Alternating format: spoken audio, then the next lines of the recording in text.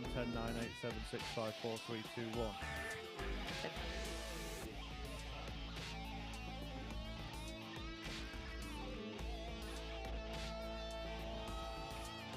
Saying, can I hear it?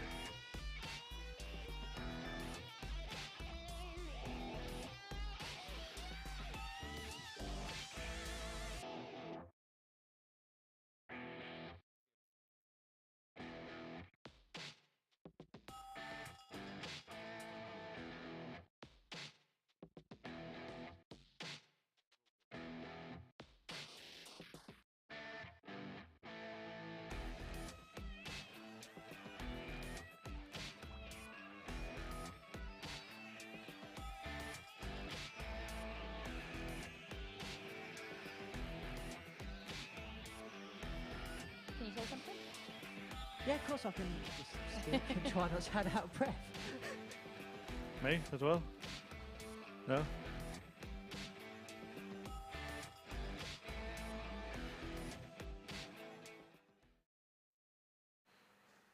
Welcome back to the MODUS Super Series. This evening, Group B reaches its conclusion, but this afternoon we got two more players through to finals night. Lads here to discuss it with me. Chris Mason made quite hard work of it in the end, didn't he? He did. We were here this morning saying one win, he'll be through, he should get it done early on, but it's never easy, is it, here at the Super Series? There's always something going on. There's always a bit of drama, always something in the script, but credit to Chris Mason, because after those first couple of performances, he could have let it got to him. We've seen players in the past who have had really good starts, 5 out of 5, not go through. So credit Chris, composed himself, got over the line, and now just be thankful he's through to Saturday night. And Gary Robson along with him, but a penny for the thoughts of Alan Norris right now, who won all of his matches today. How on earth is he feeling at this moment, would you say? Yeah, we saw a few weeks ago, didn't we, Scott Walters win all 5 matches in the first day of Group C, lose all 5 the next day. Alan Norris didn't lose all 5 matches yesterday, so he must be feeling even worse than Scott. A real massive charge. The one thing that I thought was almost the most cruel was that he went into his last match without any chance, despite winning all 4 matches to get there. But it would have been either him doing it today or Chris Mason winning all 5 yesterday and not getting through. So it's just one of those things.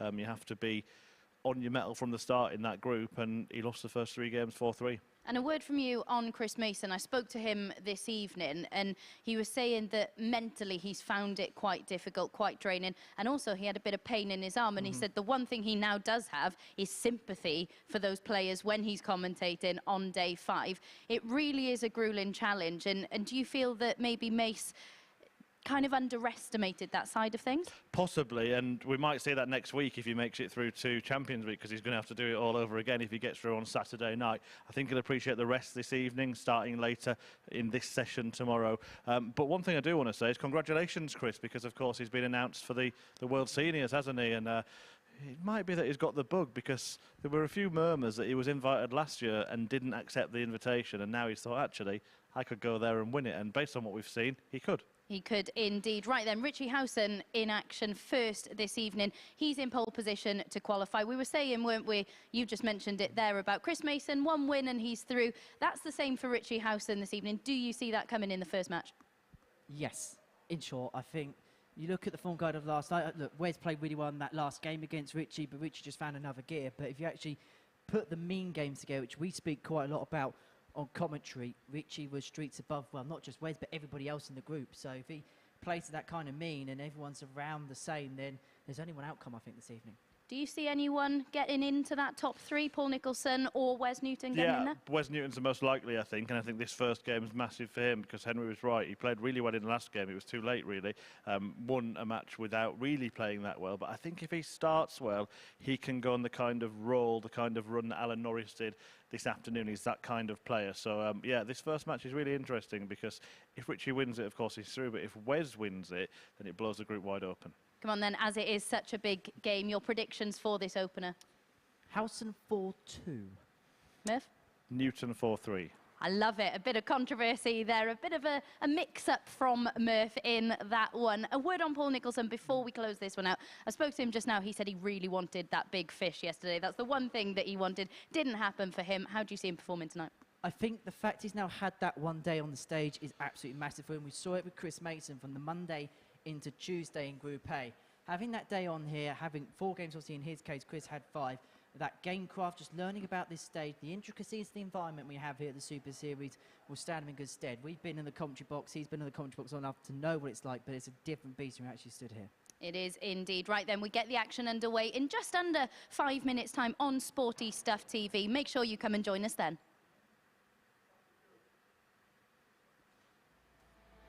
Thank you very much.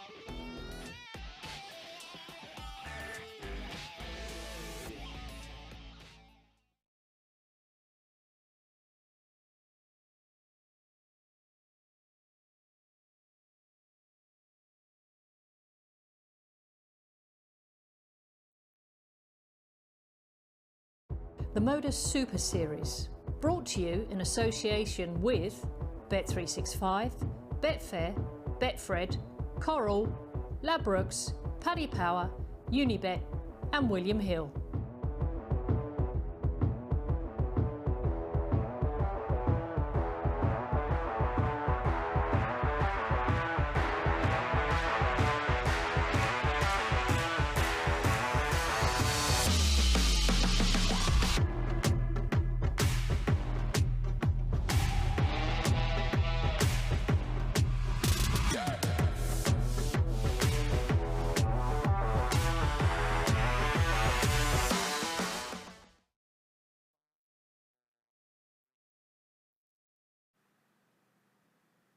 Good evening and welcome back to the MODUS Super Series. By the close of play this evening, we will have our completed lineup for finals night. Of course, it is the conclusion of Group B this evening, and at this point, it is Richie Howson who leads the way, having won all of his games last night. But before we get into that, let's hand over to Henry Deacon to run us through what happened in this morning's session.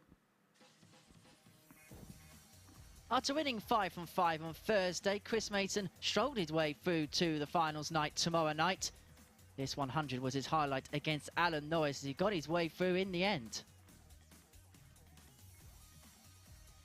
He'll be joined by Gary Robson, who topped Group C following the end of 10 games between the lot. This 106 helped him beat the aforementioned Mason. Alan Norris won every single game on Friday, but it still wasn't enough for him to qualify through to finals night. This 167 was his highlight of the day.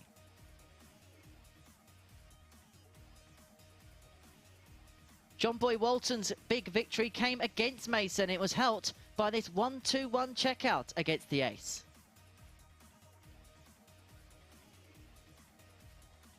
Meanwhile, Barry Bates just couldn't get it going on Friday, although he did pick up this victory against Walton thanks to that 98 checkout.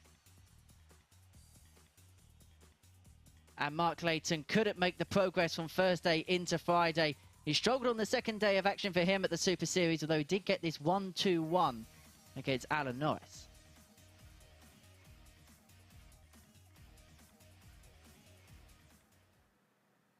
Yeah, so it's Gary Robson and Chris Mason who join Mark Dudbridge in finals night so far. We can see confirmation of that with the Group C table. Chris Murphy alongside me to reflect on that. I've spoken to Chris Mason today. He did struggle to get over the line in the end, I think it's fair to say, but he was struggling as it is day 5. Yeah, and we've said it many times in commentary, it's a marathon, not a sprint, the old cliche, and there are different ways to win marathons, aren't they? Chris Mason raced ahead in this group and then kind of crawled over the line in the end, but he got there, and that's the main thing. And we've seen different elements of him this week. We've seen him sweep opponents aside. Today he had to grind through, got there in the end with a lot of pressure on him as well, because it looked like it was going to be a cruel slipping through his fingers of the place at finals night tomorrow. Yeah, I think we'll see a newfound respect from Mace when he does return to the commentary box as well. I think it's fair to say. Alan Norris, though, penny for his thoughts, because he was flawless today, wasn't he? Yeah, and you know, any other week or most of the weeks you would see that points haul get through.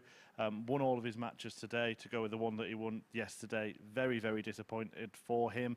But look, he looks like he's taking it in good spirits. He tweeted and said that it's been a great experience and he feels like he's getting back to his best. So that's the right way to look at it, because Alan Norris is a player who has got ambitions of getting back onto the tour, etc. Yeah, at this stage in his career, that's the most important thing I think that he can take away from this. As I mentioned, then 3 players already through to finals night. Tonight, that lineup will be completed as Group B reaches its conclusion. Confirmation there that Mark Dudbridge came through in Group A. Chris Mason, Gary Robson joining him. Of those 3 players already through, who do you think is going to pose the biggest threat tomorrow night? Interesting question. Mark Dudbridge had a couple of days off. Depends how he's feeling, because he wasn't too happy with his performances either. Chris Mason's been the most consistent player over the course of the week. Different kind of standard from him today, but he's got a chance to rest and refresh. Gary Robson has been up and down, but you know, you don't need to be up for long, do you, on finals night? And in a strange way, you can get away with a defeat and then 3 good matches and suddenly you're through to Champions Week. So I've got no idea, Abby.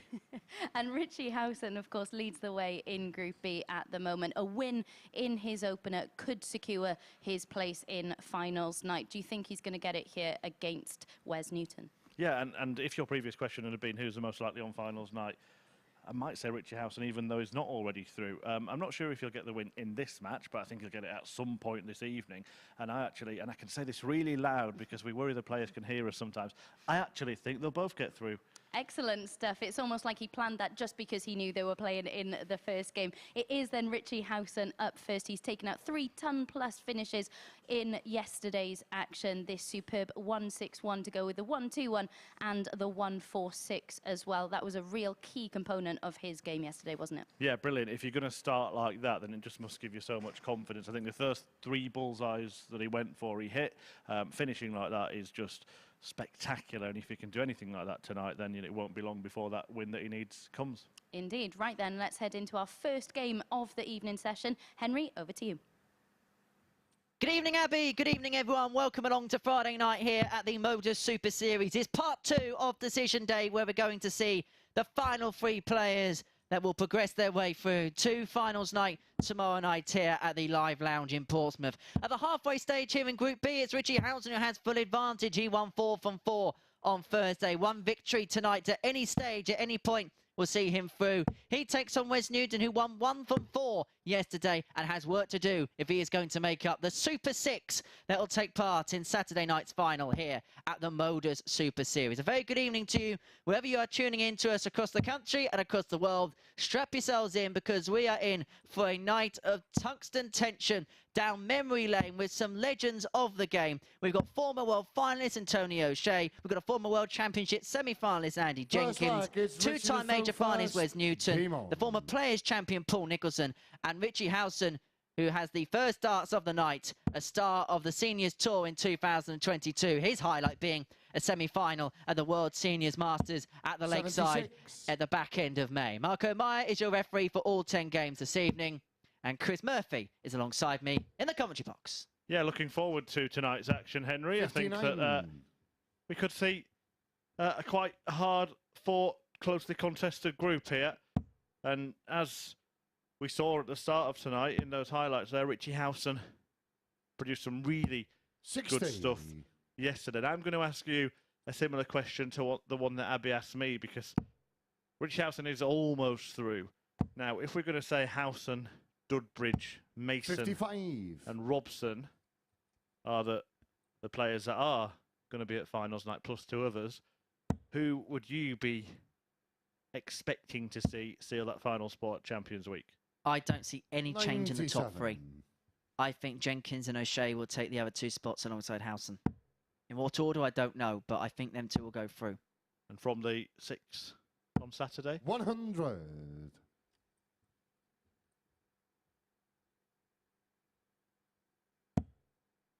Hard to judge Howson on one night. But if he plays to the level of last night, I would say him.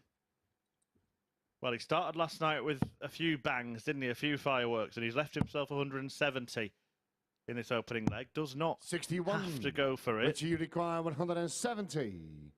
There is a little difference between me and Henry, of course, because I've tipped Wes Newton to make it.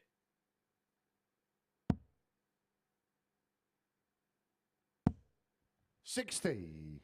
Which is good news because we both tipped the same top 2 and got it wrong. So Howson would have to lose all 4 of his matches not to qualify 95. tonight. Richie, you require 110.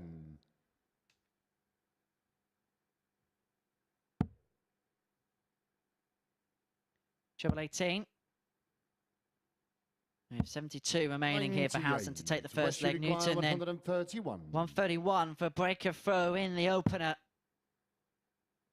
Yeah, went for treble 17 to maybe throw it tops. That was a bit of a trademark of a certain Alan Norris this afternoon. Richie, you require 12. Double 6 for Howson. Yeah, double such a big part Richie of what he's been doing here at the Super Series. And he hits his first one. Second in leg this match. is West to throw first. Now, game on.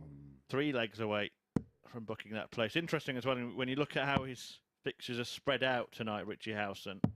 99. Plays in his first match, plays again in game 4, plays again in game 7, then plays in game 10. So he's got 2 to 3 matches all the time. And if he does lose, he's always got the last chance to get through. When he plays Tony O'Shea in 41. game 10, even if he's lost all 3 and 3 players are somehow above him in the group, he still knows that a win then would be enough. Yeah, he's not in one of those slots, a bit like what Paul Nicholson has tonight, where he's constantly 100. on and off. He has got gaps.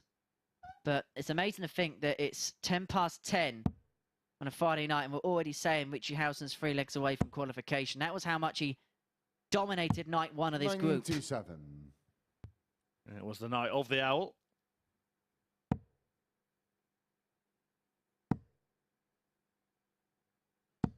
$95. And I think it's fair to say we didn't expect the night last night that we got from Wes Newton. He didn't expect it. I'll let you into a little secret as well. He actually said 41. the words to me when I passed through the practice room in the middle of the evening. He said, I feel sorry for you trying to explain this because I can't explain 60. it.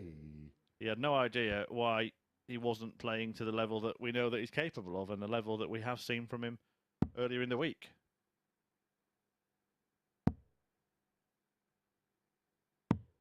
$82. West should require 147. So 147 for Newton to get us back clear. He's got 6 from this juncture. And I just wonder where he's going to play with the mantra 57. of nothing to lose. O'Shea and Jenkins, when you look at the stats and you look at what the odds compilers are saying, they expect them two to get through. There's a freedom about the way Nicholson 60. and Newton can go about their West should business this require evening. 90. I know a few of you may be tuning in having watched the end of the action in Gibraltar on the Euro Tour. Well, we do have 10 games to bring you this evening. Newton there was trying to find another 25 to tee up 82. tops, but instead settles for double 4. Pretty rare that you'll have seen potentially 2 darts thrown at double in an evening. 100. And the highest West should checkout would have been require 12. 8. But that could be the case here as Newton aims at that's been D4, short and that's in the exactly second what we round. have. Wes Newton. Well, it's interesting because if you actually take out the 3 blockbusters from Richie Howson last night, the Third top leg checkout is from the Richie other to 4 throw players in the first. group was Game on. 109. Don't know if you were watching last week. I'm sure you were, Henry. Yanis Mustafayev's only had 1 dart at double 140. in one of his matches. He hit it, and it was at double 1. Now that is something, Ray. He'd hit a 180 to leave it. 96. That was like one of my friendly matches on Tuesday night. But I get where you come from with the point is sometimes opportunities just come and go, and they can come quite rarely at times. 123.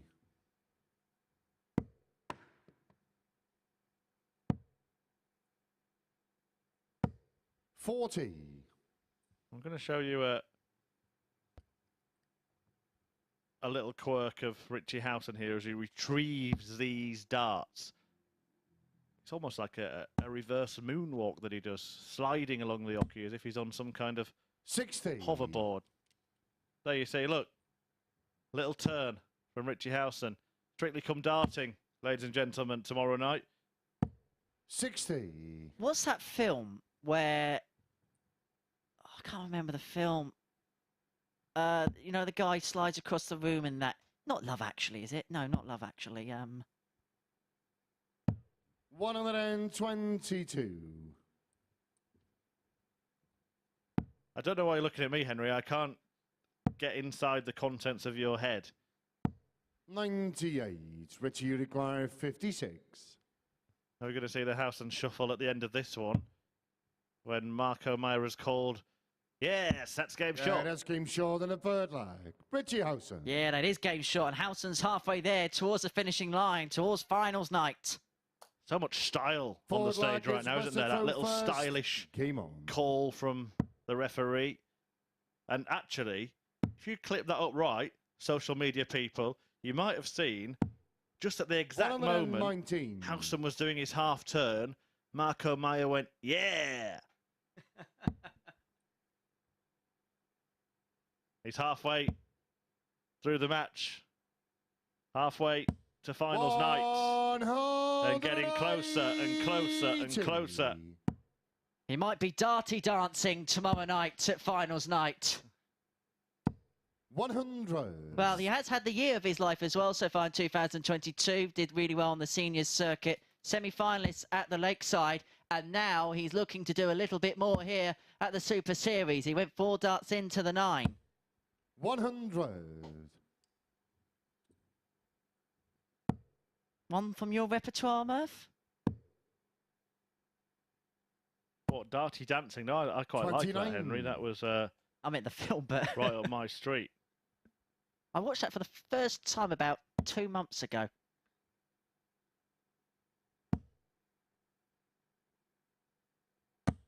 $100.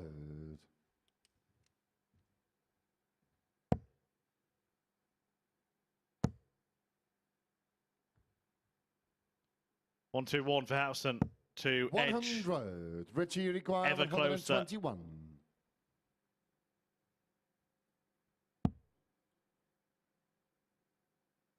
Hoping to catch a few words from Richie at the end of this match if he does win. 96. And he Wes, you probably require 153. will get another opportunity to win this leg. He won't be doing the darting deja vu shot. The 1-2-1 was taken out around this time yesterday, wasn't it, from Richie Howson? Backed up with a 1-6-1 in his opening Richie, encounter. You require 25. But a 25 will do just the same to put him one away. And then he'd have the throw to progress through to finals night. 17. But there's still work Wes, to you do. require 93. May go bull, may go treble 19. Choices for Wes Newton. Amazing. Players never ever go double-double on 74, do they? Richie, you require 8. I think the couple of players I've seen do it are the top players, Van Gerwen and Wright. Don't mind a double 17 and a double top. Yeah, that's game short in the 4th leg. Richie Howson. Now, do you think the psychology of it is that the top players would perhaps trust their coach and conviction? It's more a confidence thing than it is actually a board management thing. Possibly. I just think it's a strange one, isn't it? Because you see it nearly all the time on 76, nearly all the time on 72, hardly ever on 74 and 78. I think it is about thinking awkward doubles that they don't like. But the top players just think they're all the same size. 140. And you've got a better chance. That's the thing, isn't it? Despite whether you like the double or not, mathematics says that you're more likely to hit a double than you are a treble. 85. Richie Howson almost home here. A 180 to open when he needs this leg for the match. And Wes Newton, 80. well, he's going to have to be pretty strong from here on in. And he's playing to type here, Howson. Yesterday, his average for the day was 87.87. As you can see there, is 88.74. If anything, he's getting better as time went on. He got 3 maximums yesterday in the entirety of the session. 98. He's got 2 here today. Now, people are wondering whether Richie Howson could be caught. Well, he's getting better, it seems, on the evidence of this first game of the evening. And he's 138 points 59. away from ceiling Richie progression before we've even hit 20 past 10. Yeah, it was a 4-3 win, remember, that first match against Tony O'Shea last night. A real battle, but it set him off on his way. And he's never looked back since then, Richie Howson. 94.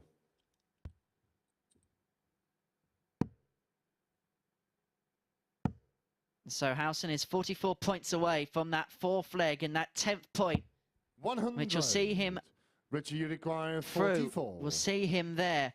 We'll see him rubber stamp his ticket to tomorrow night's darty party. Game And the Owl will return for Saturday Richie night Howson. at the Super Series.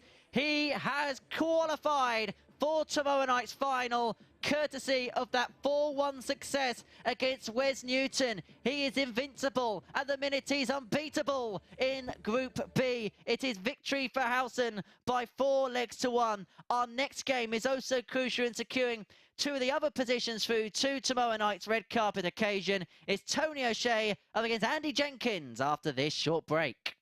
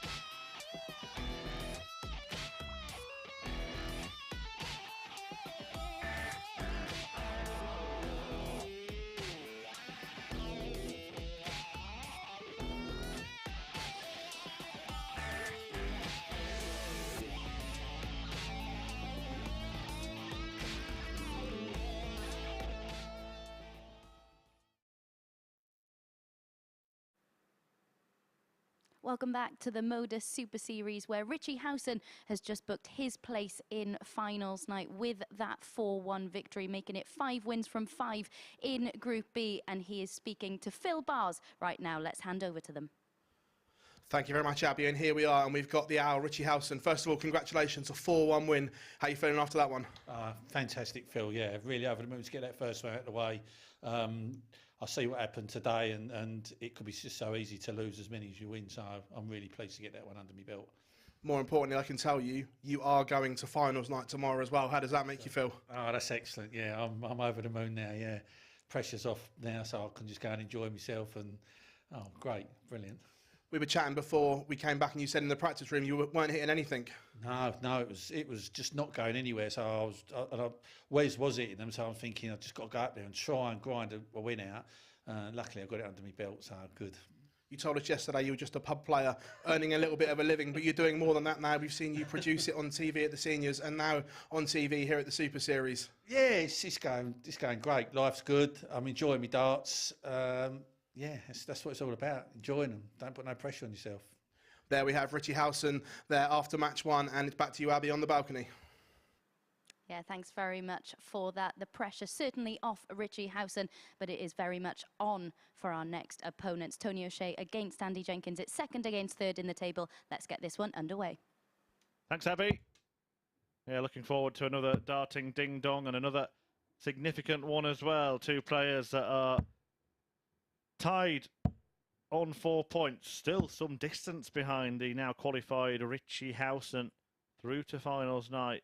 He's made it 4. It's going to be a little while before we see who 5 and 6 are, but one of this pair can put a big gap between not necessarily themselves and the other player in this match, but the bottom two, Paul Nicholson and Wes Newton, who's now on 2 points after 5 matches. They can dip a toe into tomorrow night's final. They won't be there by any stretch of the imagination, but they give themselves the best possible chance of doing so. That is for certain. It'll open up that 4-point buffer with only a handful of games left to play. And it was really good to hear from Richie Howson there talking to Phil Bars following the conclusion of that game, which saw it qualify through to tomorrow night's final. And he is one of those characters and one of those players that is just happy every single opportunity he gets. And he's just out there just to showcase who he is, and he hopes that the success follows that. Yeah, absolutely. You're right, what you said in the first match. That he's having the year of his life, and it's a strange kind of scenario that he's doing it when he's kind of retired playing on the seniors tour, and it's brought out a completely new lease of life in Richie Howson. Now, these are two players that have played on that as well. Now, Andy Jenkins, of course, still competitive on the Challenge Tour. 66. Tony O'Shea still competitive on the WDF circuit, so you know, different stages of career. But in terms of this tournament, massively important, I think, for Andy Jenkins to make sure he's here tomorrow night. Based on where we are, you know, he lives in Portsmouth. He's well known in these parts. He's already got his friends to head to dartshop.tv and book their tickets for tomorrow, which you can do as well, free of charge, don't forget. And that brings its own pressure. Indeed, and living in Portsmouth myself, and I've been trying to spread the word around the city. If you want to sell tickets around this local area, you name the name Andy Jenkins. He's a legend around these parts.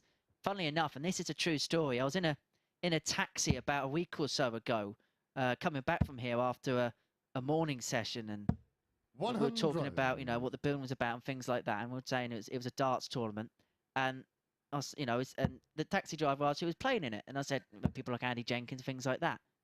Click straight away. I know all these people. Andy Jenkins knows everyone in Portsmouth, and so for the tournament, yes, it'd be for the crowd. It would help, and it's like you know, when we have events in Germany on the Euro Tour. If you have a Max Hopp or Martin Schindler or Gabriel Clements through to the finals, then the crowd will be there, but they have to be there on merit. That's the important thing. You have to do it by being good enough. Yeah, well, the pressure may be piled on Jenkins from the off here because Tony is down to tops. You require 40. In a slow start to the match, it has to be said. Just one 3-figure return each in this opening leg. That's game short in the first leg. Tony O'Shea. It's an opening leg that is won by Silverback, and a puzzled look on the face of Andy Jenkins. Did have a chat with him yesterday about Andy to throw first. Those new flights that he was using. He said they've been going really well for him in local tournaments, but didn't happen on the stage last night. And it's just something that was in his head. He's still getting used to them.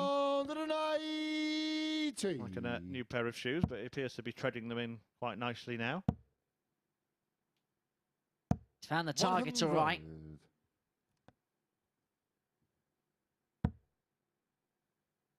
Well, it's like it's a magnet now. 140. That's unlucky. It's actually clipped one of the first two darts and deflected out the other side. Well, he said he was struggling to find the trebles bed yesterday. Now he can't miss it. Yeah, good response to a slow first leg. Rocky now racing through the second. 5 perfect darts. 130. But we thought out of the 5 players, if anyone could go through the gears tonight, it was probably Andy. Based on what we've seen in 2022, on the Challenge 51. Tour, in other events, especially here, he has found this mojo to his game. 2 8s. Yeah, that's to game level short us in the up. second leg. They're one Andy apiece. Jenkins. Yeah, well, he was favourite to win the group, wasn't he, Andy Jenkins, before a dart was thrown? And you can see in that Third leg, leg, it's Tony to throw first. part of the reason why. Game on. So just to remind you what's happened this week, folks, here at the Super Series, if you are tuning in for the first time on this Friday night after a hard week at work, 60. kicking back, enjoying the action, well, Mark Dubbridge made it through, winning Group A earlier in the week. He actually finished tied on points at the top of the table with Tony 41. O'Shea, who fell into Group B with Wes Newton just behind them. And remarkably, Chris Mason finished fourth, despite throwing a superior standard of dart statistically than any 66. of the other players in the group. Now, he went into Group C with Gary Robson and John Walton, and Mason made it, topping that group after winning all of his matches yesterday. 140. But struggled, didn't he, in the early part of this morning, and managed to kind of fall over the line in the end, joined by Gary Robson at finals night. And as you've seen tonight, Richie Howson is now there after a 4-1 win against Wes Newton because he won all of his matches last night. Well, I had a chat with Chris after the session finished this afternoon, and he just said about how much physically this tournament takes out of you. Mentally, it takes a lot 21. Out, but he said the struggle was with the arm because it's the same thing over a repetitive strain over so long. Now, with the early morning starts and things like that, it was getting the body to do things that perhaps it didn't want to do. It wasn't comfortable doing because it was tired. Nice move here from Andy Jenkins. He's just carried on where he left off in the previous leg. A hat-trick of ton 40s has got him down to tops after 12. And this is to break O'Shea. Double 10. 20. Well, better to miss there than inside. Doesn't want to get into a little bit of a tangled web here. Andy Jenkins. So O'Shea will be looking to half the score. 60. Can't manage it. And you require 20. And so for the break of throw.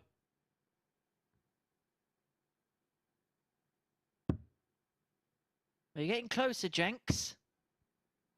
But not close enough. And so can Tony O'Shea light up the blue touch paper for him tonight with a 140 out? Well, his reaction suggests that he thinks he's not close enough to Andy Jenkins in the leg, and he's right. But after some really powerful scoring from Andy Jenkins, he's now missed 6 darts at double to win this leg. And the tally is rising and rising. Yeah, that's but he does win the leg in the end. Andy Jenkins. But he had 9 darts after a 40-something score in his opening visit, where he scored it's Andy to throw first. 140, 140, 140. And then it took him 9 darts to hit the remaining 40. Well, I want to tell you a tale of 97 components of this match right here. The first one is the scoring phase here. Completely outscoring O'Shea. 140 plus. He's actually got more in the 140 plus / 180 column than he's got in the ton plus column. The scoring isn't an issue, but it's when it comes to here. The checkouts, 2 from 11. And if O'Shea is going to harbour some hope, it is the fact that Jenkins, yes, is scoring well, but when it comes to the finishing, he has been found wanting. Yeah, and that was a strength of his game last night, Andy Jenkins, in comparison to the rest of the field. We saw some dreadful doubling, it has to be said. Richie Howson was more than 50% checkouts. That is 93. Astonishing.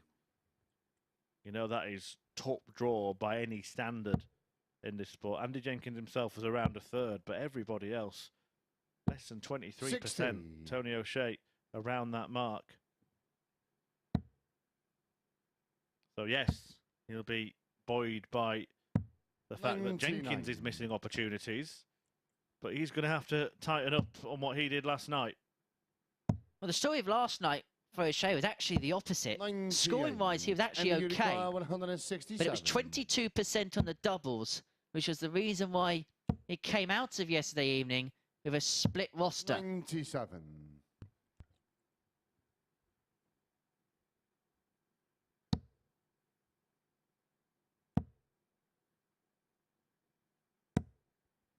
$40, and you require 70.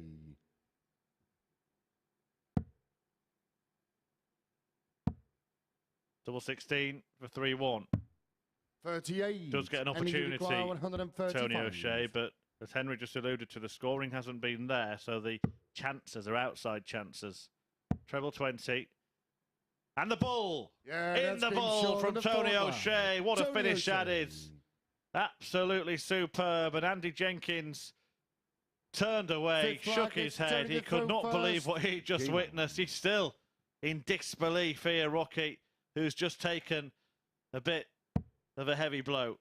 It's a shame you won't see the overhead cam on the bullseye as Tony O'Shea fired in a 140. It actually is first of the match.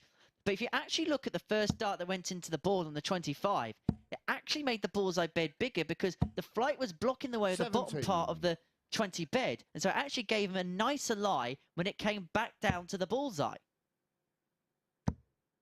Well, suddenly he's found it. 135 finish. And back-to-back 140s, Tony O'Shea. Something has sparked in Silverback. Rocky rallying. 140. But we've got a game on our hands. Now, these are the averages now. Andy's been about that for the whole game. O'Shea's brought it up by about 8 points, and even more. That's unlucky. O'Shea's clicked into gear. He's found the spark. He's awake on Friday night. 81. Tony, you require 101. 101 then to turn it around. Treble 19. Treble 14 would leave him double 16 for when he comes back. 69. That's nicely executed by O'Shea. Good rescue with the final dart. And Andy Jenkins, well, 50. He'll be wondering what's happened 32. in this little 2-minute spell by O'Shea. Yeah, that's game short. And again, another nice marker for Tony O'Shea. And suddenly, from a position of authority, Andy Jenkins finds him back firmly against the wall. He's going to win a lot here to get the better of O'Shea in this crucial battle for the top three. And the look on his face said it all. Picture can paint 1,000 words. And Andy Jenkins has left us in no doubt as to what he's feeling right now. But why he is where he is. A big part of it that. I know he did get over the line in the leg where he missed most of those darts, but he missed one, didn't he? A double before Tony O'Shea took out the 135. And since then, Silverback has not looked back. He's looking firmly forward. 81. His eyes is on the prize. And I mentioned yesterday, didn't I, about Tony? When you look back at his career and some of the biggest results he's got during that time, they all come in scraps. He is not afraid to do whatever he needs to do to get a result. 28. It's an admirable trait to have as a professional darts player or sports person of any mantra.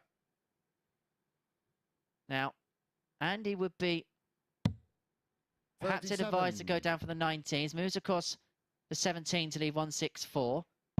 And single 19 will left 166, so a bogey number. 100. And you require 164.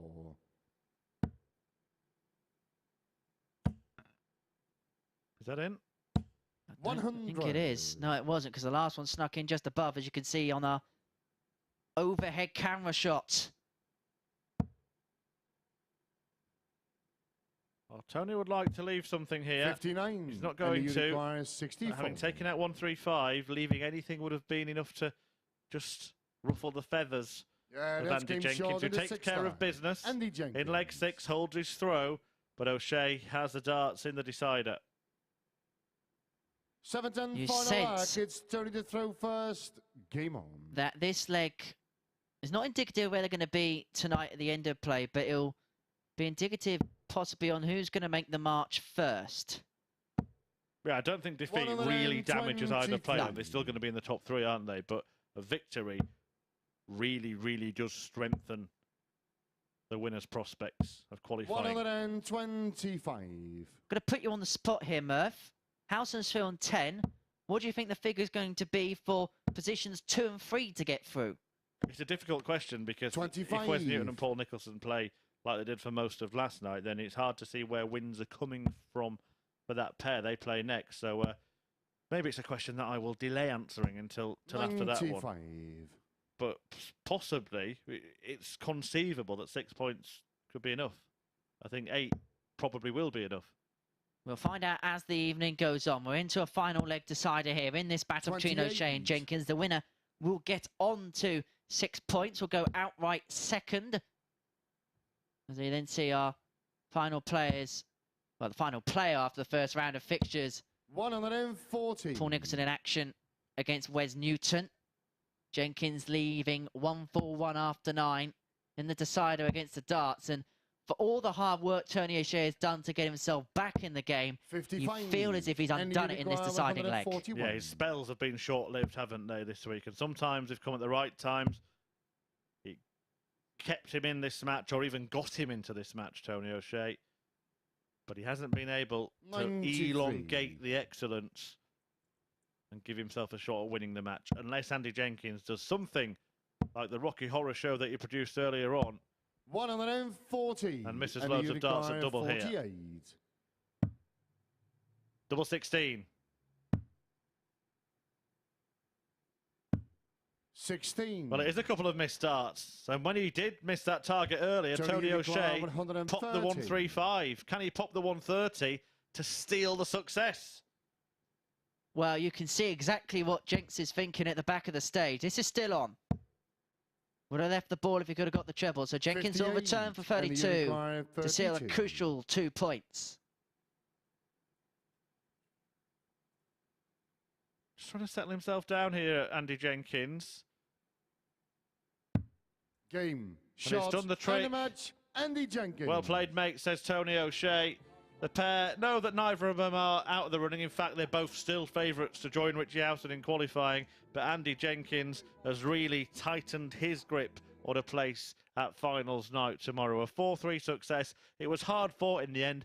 Maybe even harder fought than it needed to be for Rocky. But he'll be happy with that victory, however it came. A 4-3 win, 2 points on the board to move above O'Shea into second place with the bottom two, Paul Nicholson and Wes Newton, about to do battle after the break.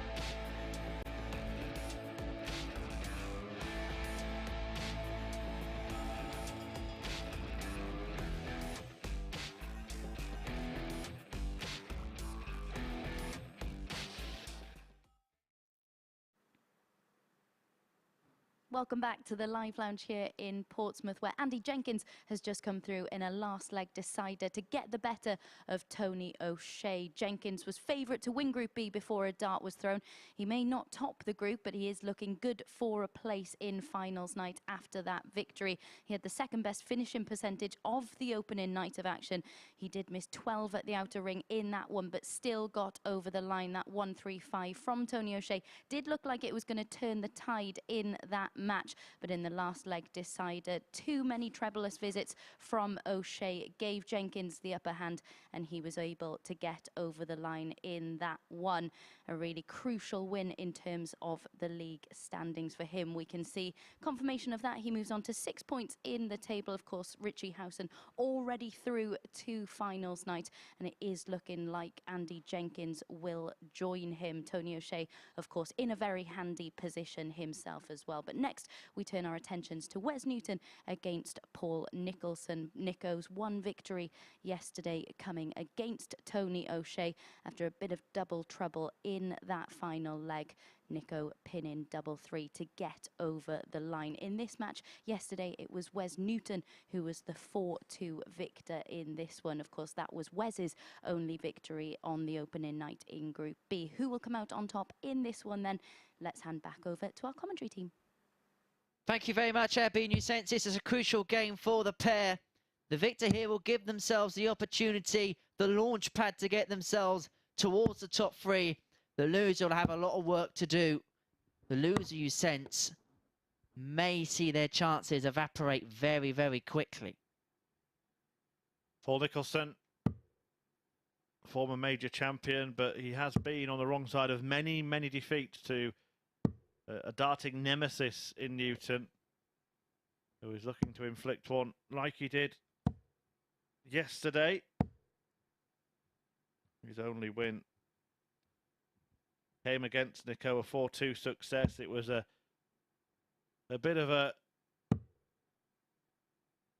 poor affair, really, between the pair of them. The worst match, I think, of the evening in terms of standard.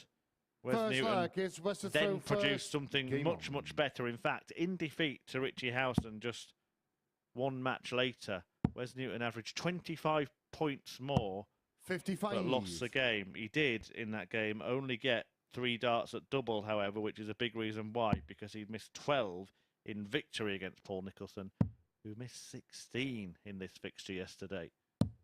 Now, we speak a lot, Murph, about the so-called flip matches that flip their way over from the last game of one player's session to the first game of another. This is Paul Nicholson's flip match. 99. Newton, of course, played against Howson earlier on this evening. We say psychologically they're big battles. So how tough is it going to be if that big battle is against a player that, over the years, his record isn't too good against? Oh, massive. And there have been real 59. significant defeats for Paul Nicholson against Wes Newton. Defeats that might have stopped him, for example, getting selected for the Premier League. You think about that 2012 run 44. when he could have been in the quarterfinals of the match play, when he could have been in the semi-finals of the World Grand Prix. You think about the Euro Tour that he could have won. And every single time, 60. it's been Wes Newton that has been walking off with the extra bit of cash in his pocket and taking the food off Paul's table. 59. I think there are some things that Paul Nicholson wants to achieve tonight, and I think that one of them is, of course, trying to sneak through to finals night. The first is hitting a 180, because he hasn't managed that yet. 121. But there are, yeah, I think he wants to leave here with the feeling of earning the right to hold his head high, because he won't be happy with how he played last night. Make no mistake about that. So many bounce outs Wes Newton gets. We spoke about this yesterday. His darts, they kind of land almost sideways. The point of the board is not fully penetrating dead centre. And it just means that the slightest 59. thing, the clip of a wire, the clip of another dart, can send it away from penetrating at all. It's like being in a car without a seatbelt. It's just never going to be 97. comfortable, and you can jolt one way or another 44. based on the positioning of the dart in the board. Nicholson here wants 144. This would be his highest checkout of the week if it went. And 83 yesterday was his highest out. And if Newton took out the 86, it'd be his highest out of the week. Neither player have actually had a ton plus so far in this particular group. Yeah, Wes Newton had no combinations like this. 58, the biggest he hit. Yeah, but he gets that one. And of course he does, because he's playing Paul Nicholson. And everything he wants against this man, he hits. And Nicholson knows it. Second leg is ball to throw first. Was Paul Nicholson watching Mark Clayton earlier? Touch of the fist bumps after the first leg. Yeah, he's Mr. Nice Guy, isn't he, Paul Nicholson these days? The bad boy persona is so 2011. Yeah, it deserves to be in the realms of nostalgia of the early 2010s alongside Blackberries, Carly Rae Jepsen, 59. Things like that.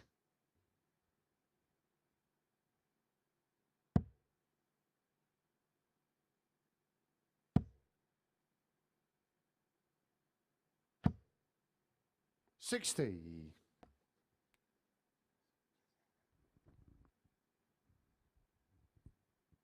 That's double shift of the week, but we will be back tomorrow, of course, with the most important shift of the week.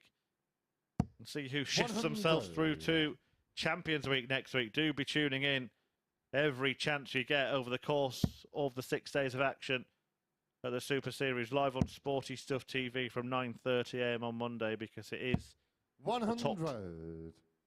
12 tungsten tossers from the first stage of Super Series action that will be fighting it out for their share of a prize fund of more than £40,000. 26. 20,000 to the winner, and that could really, I mean, it could pay for someone's season, couldn't it, in whatever route they follow. It's career changing. It really is career changing money. I mean, think about the tournaments we've had 100. in amateur darts over the years that's had that prize fund. If you take out the Lakeside World Championships, maybe the odd World Masters that had a good prize pot, there's 95. not many events. This is huge for the amateur game. Make no mistake about it. Nicholson wants 146 here. We'll go 2 treble 19s to guarantee him a dart he would have if he got it to double 16. But he's upstairs he goes at this particular juncture. And the good news is, for those first 3 days of Champions Week, it's going to be me and you in the commentary box, Murph. Can't wait. 92. Ball you require 52. Imagine he'll go for a 20 here, Paul Nicholson. He's very much a double 16 merchant.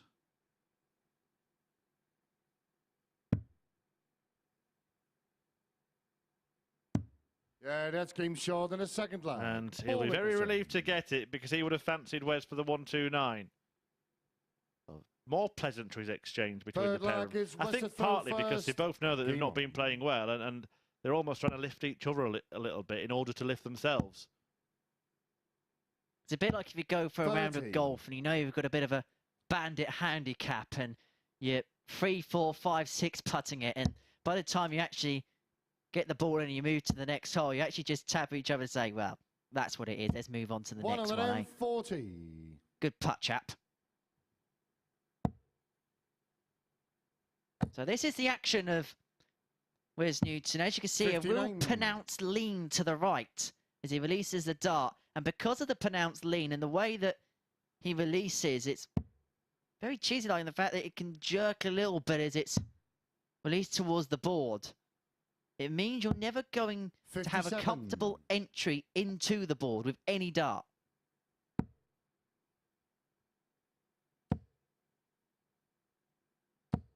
$140. Right, for Nicholson.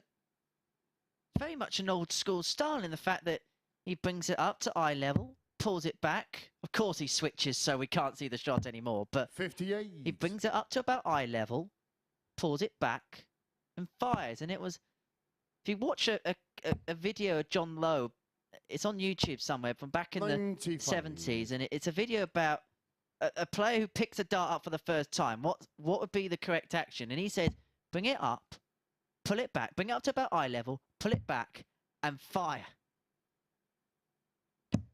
84.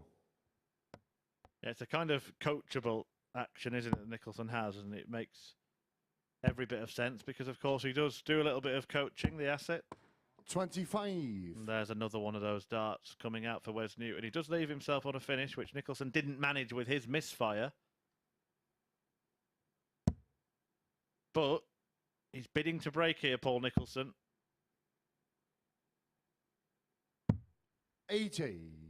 Wes, you Do require you know what? I think 152. maybe going for the bullseye was a better choice there for Nicholson. Just give himself that little marginal advantage.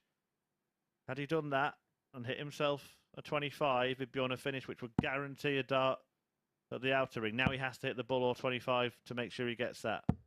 100. Paul, you require 82. Because if he doesn't take this out, Newton should get 2 darts at double for a 2-1 lead. Only going to be the bull, isn't it? Another 16. And that's why you have to think further out. 57. Wes, you require 52.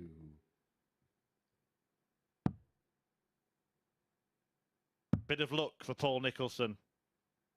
Well, that doesn't matter, Wes. The second miss doesn't matter. He can't feel too settled, having missed 2 big numbers, but he gets the important bit done in the end. Wes Newton wins the leg. Paul Nicholson, well, he's just laughing about it because he knows that, you know, whatever Wes Newton does, even when he's absolutely rubbish, he still finds a way to win legs against Paul Nicholson. He's frustrated, isn't he, Wes Newton? Look at him.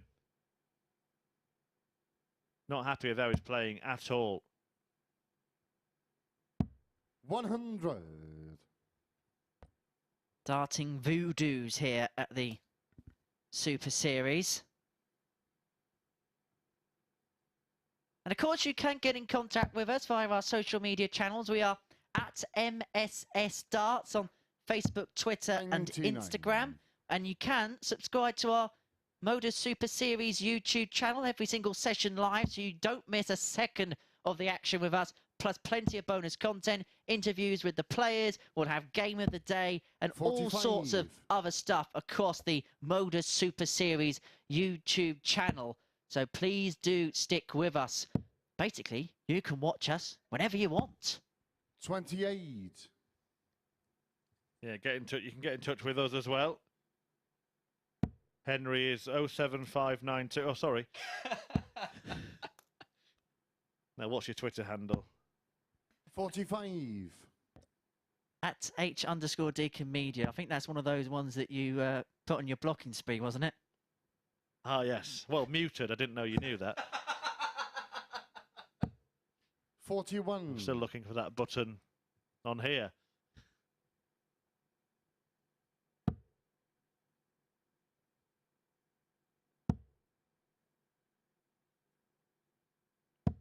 $125. Once again, it's a bit of a muted match between this pair. Wes Newton has 140. Well, this is difficult to read out, but he's averaging 73 despite not missing a dart at double. That tells you a lot. Yeah, our friend and commentary colleague Matthew Edgar's got in touch with us this evening. He said, 44. Can't believe Wes Newton has been allowed to play without a shirt on tonight. Unbelievable.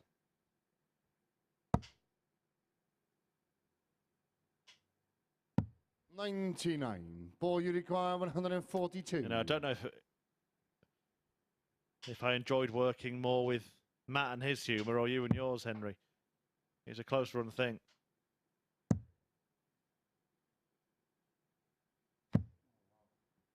Can certainly see him winning this leg, though, because Paul Nicholson 94. has hit the 9. 3 threes. You don't see that very often. 29. Ball, you require 133. I'll tell you what, if he hit the single 3 and he got the single 5, we'd have back-to-back 9s. Well, he could hit another 3 here. Gets away from that one, but he can't hit 133. And Wes Newton, right, despite everything that he's been doing wrong in this match, 57. will definitely take this 65. out because he's not missing anything when it comes to the end of the leg. Apart from the big numbers sometimes. But the doubles, no trouble. Double 10. door open for Paul Nicholson for once. 76. Can he take the opportunity? He's 33% on the doubles, but that is a trouble. A big Trouble one. 13. A big trouble, because 36. you almost would have backed him more 20. had he hit a single one and been able to go 25 bull. But anything that can go wrong is going wrong for Paul Nicholson. And Wes Newton, despite not being anywhere near his best or his second best or his third best and so on, he's one leg away Fifth leg is from doubling up with victories against a man that he just seems to have that hoodoo over.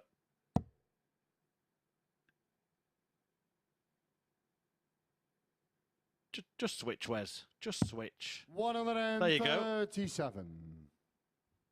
It makes you laugh because they don't want to switch, but when they actually do, they find the treble.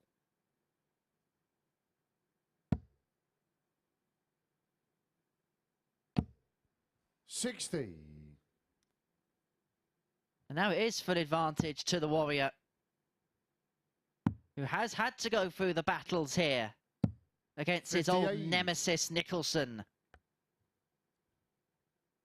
So next match, Andy Jenkins against Richie Howson. If Jenkins can beat Howson, who has to fulfill his remaining fixtures, despite knowing he's already at finals night, how that will affect him mentally, we don't know. It would probably be enough for Jenkins to get through, you would imagine, although nothing would be confirmed at that point. Then Paul Nicholson takes on Tony O'Shea, the only man he beat yesterday before Newton 46. returns to meet Jenkins. So the middle section of the evening, as it often is in Group B, a really important little spell coming up. I don't want to be the balloon burster, but this group could be over by the end of Jenkins-Newton.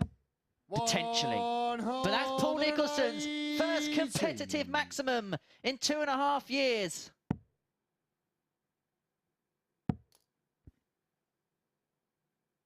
Well, it's something to tick off. 95. For Paul Nicholson. It hasn't gone the way you would have hoped. He's not out of the running yet, of course. You've got a much better chance of a late charge in Group B than you would have in Group C. Just ask Alan Norris. 100. And a breaker throw here, suddenly Nicholson can annoy Wes almost as much as the bounce outs are annoying him. Even that one's wobbly and he's only staying in because it's met two wires crossing each other. 10. Paul, you require 120.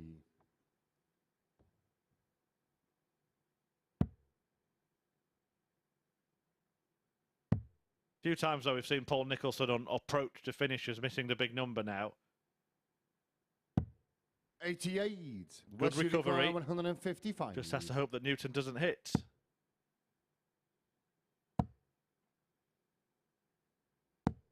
Nicholson here staring down. Double 16. He's going to have to take out the double 16 now with Newton poised on tops to seal the victory.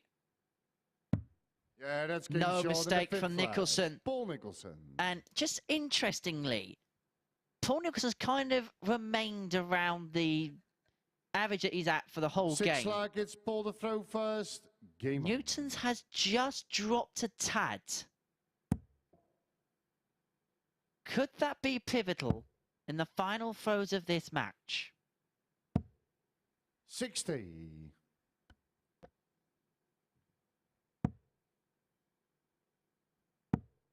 The silence must mean you're agreeing with me. Well, he was averaging less than he is now at the end of the last leg, so I disagree with you, but never mind. If you're going to push me on it, I'll tell the truth. I meant generally. But yeah, but one of the big features is, of course, the fact that the darts are on the floor, a lot of them, aren't they? And if you're only throwing 2 darts, maybe 1 dart in some visits, then you're not going to end up with a particularly high average at the end of the game. 140. I might speak to our brilliant statistics department to see whether on top of a 3 dart average, whether we can actually have a darts on the floor average from Wes Newton in this match. Yeah, how many times has he actually ended up not 58. being able to score with all 3 darts? Would be interesting to know. In fact, in the next match, I might take a tally.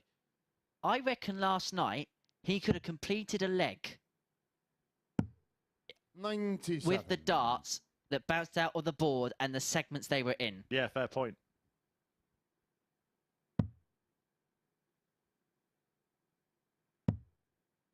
Although in fairness, every double did stay in the board. Yeah, but 58. you think he lost maybe somewhere between 15 and 18 darts? Well, we saw the double bounce out yesterday, didn't we? Which cost him 99. 120. You know, we saw something similar from Chris Mason this afternoon as well. Yes. The 105 to win the match. Paul Nicholson trying to apply some pressure. That does not help. Needs a treble now.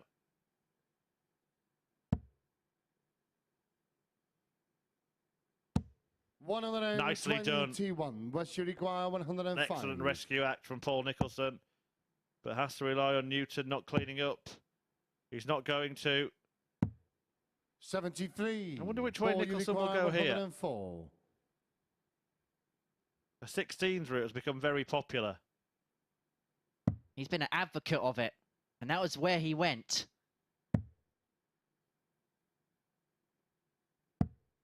44. Where does he go from here? It was always going to be a more important match for Wes Newton than Paul Nicholson, considering that it's his second of the evening. Nico can still find a way. Can Newton find a way through those? Yes, he can. And once again, Wes is the winner. He doesn't look too happy about it. Another dross darting affair played between the pair of them, and they will be the first to admit that. I mean, you can see that they are admitting that on the stage. Nothing spectacular to talk about in the stats. The one positive is that they got rid of the double trouble that they had yesterday, missing 5 darts, Wes Newton, and just a couple, Paul Nicholson, when they missed 28 between them in their affair yesterday. But it was a scoring that disappeared in this one. However, Wes Newton has scored points, and suddenly he's in contention, level on points with Tony O'Shea, who will take on Nicholson in a couple of games' time. But before that, it is the top two. Andy Jenkins in second against the already qualified Richie Howson coming next.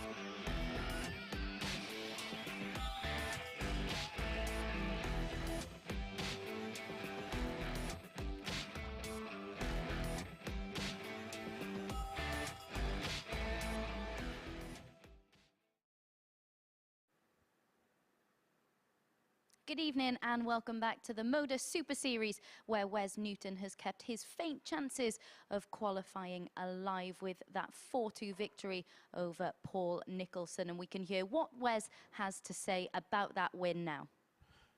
Wes, congratulations. It's another victory over Paul Nicholson, and you've given yourself a chance here in Group B.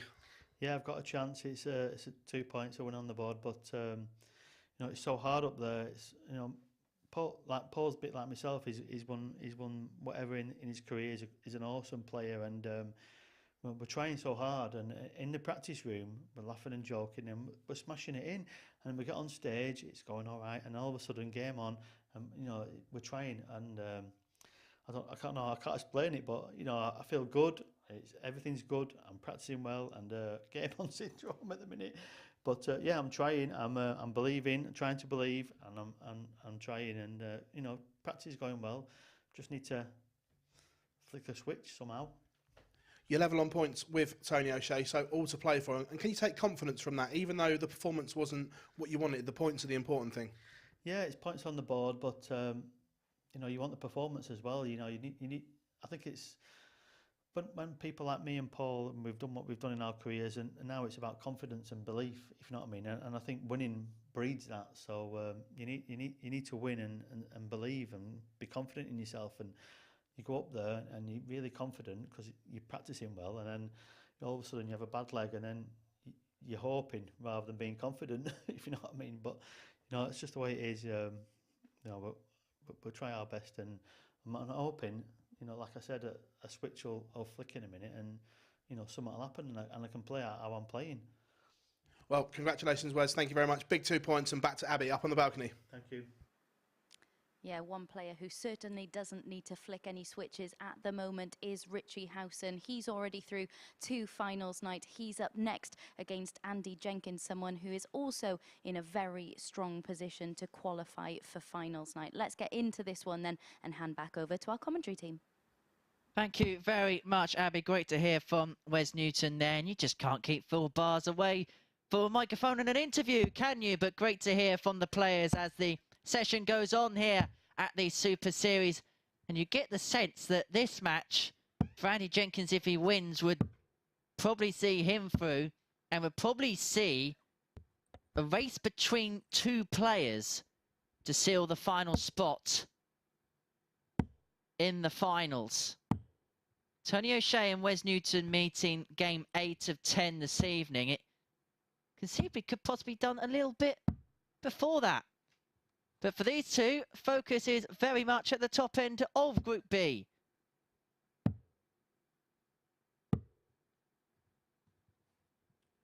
First leg, it's Andy to throw first. Game on.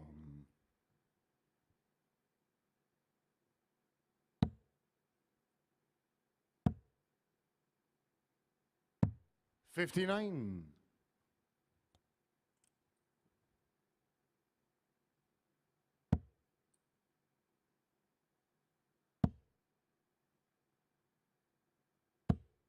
$100.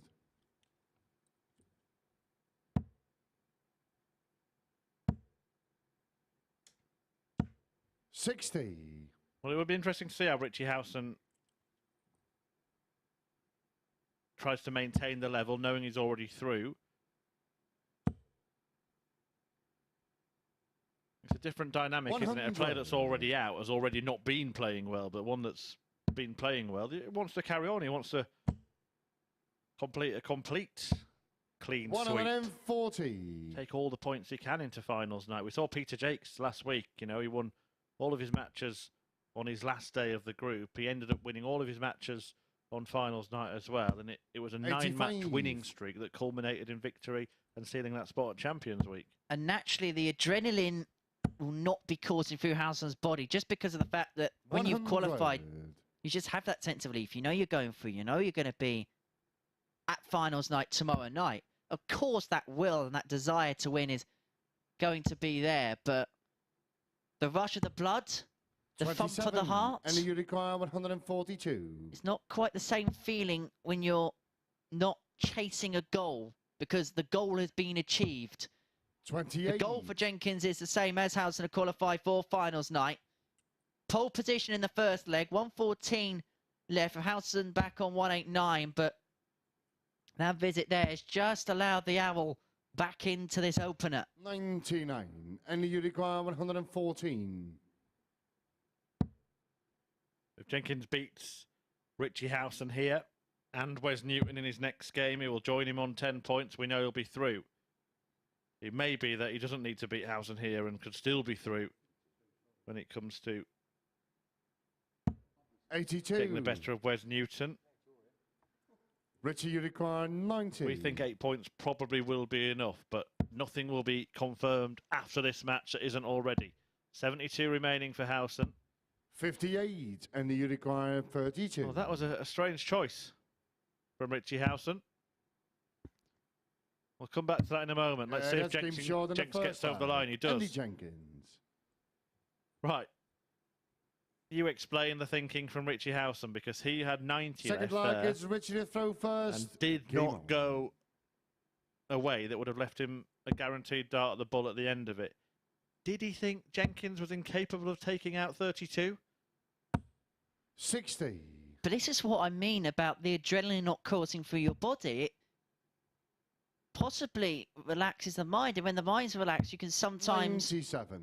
not fully focus on the task. And that's not an intentional thing. That's just the body's natural reaction to there not being the same intensity needed. 100. Also, a player who's been finishing as well as him might have just thought, I fancy this. 60. Peacockery from the Owl. Yeah, I don't think it was even any kind of showboating. I think he just thought, well, every finish I'm going for, I'm getting darts at double, so I'm going to go this way. Actually, 100. if you're going to decline the bullseye at the end of the shot, I think the smart thing to do is go for it at the start of the shot on 90. 30.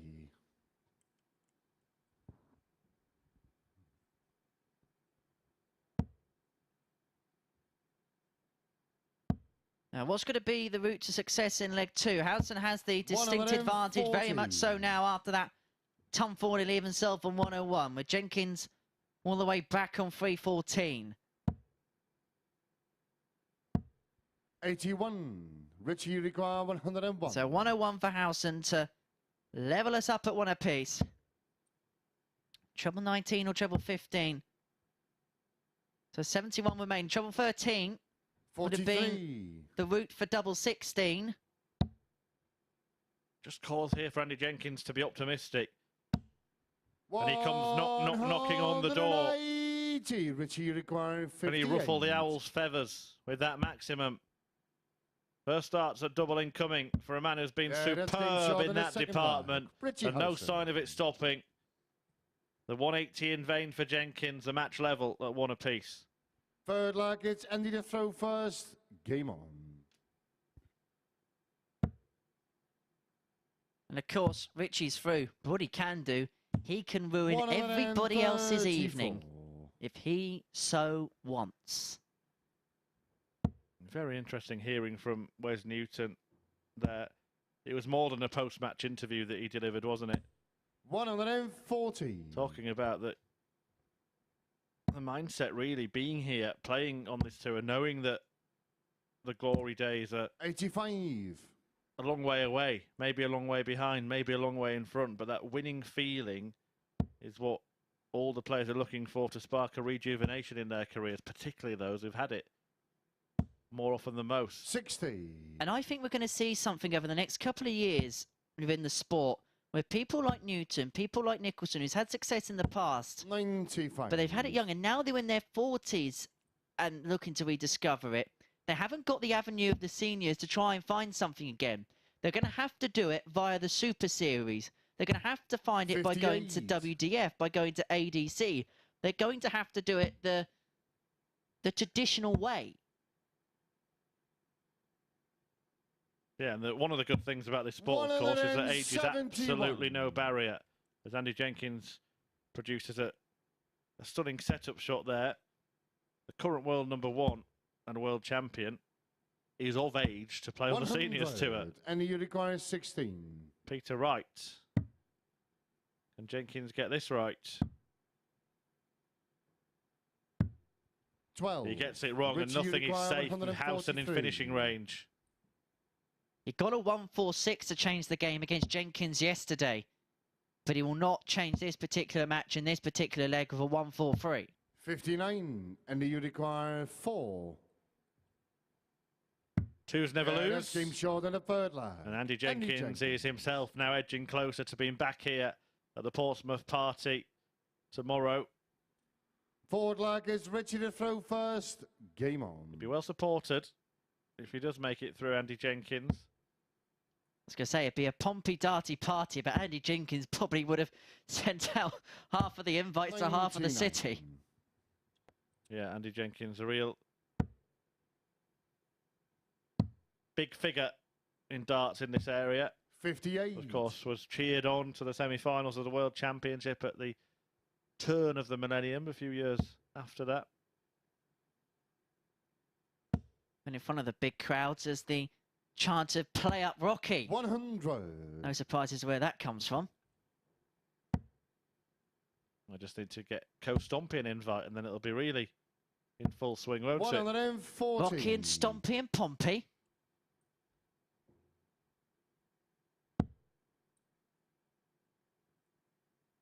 We'll still leave a finish here, but not now. Now Jenkins should start downstairs 36. here.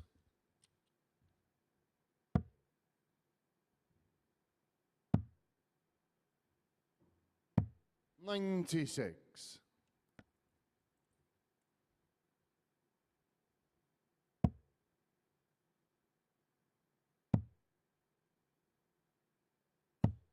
$58.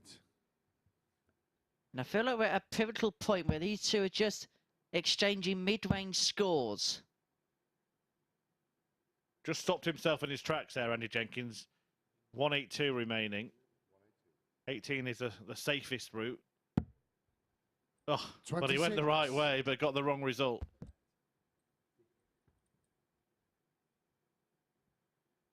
At least for once this week, the thinking was okay. Look at him behind. Andy Jenkins. 60. Really annoyed with himself, but he's still in a good position here.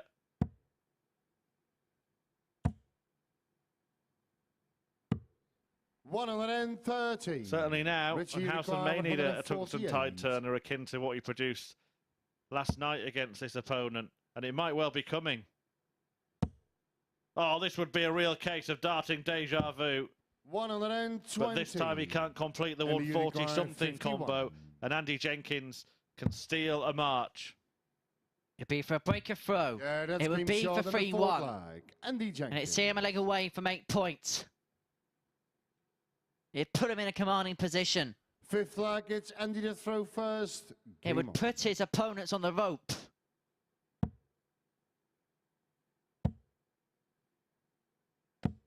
$140. And that is a more than proficient start. Yeah, it's going to be joy for Jenkins here, and he's almost there. 96.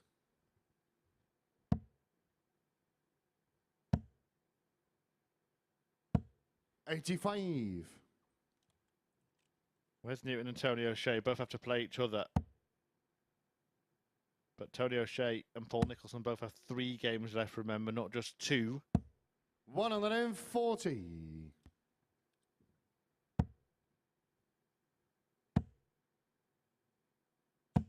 $140.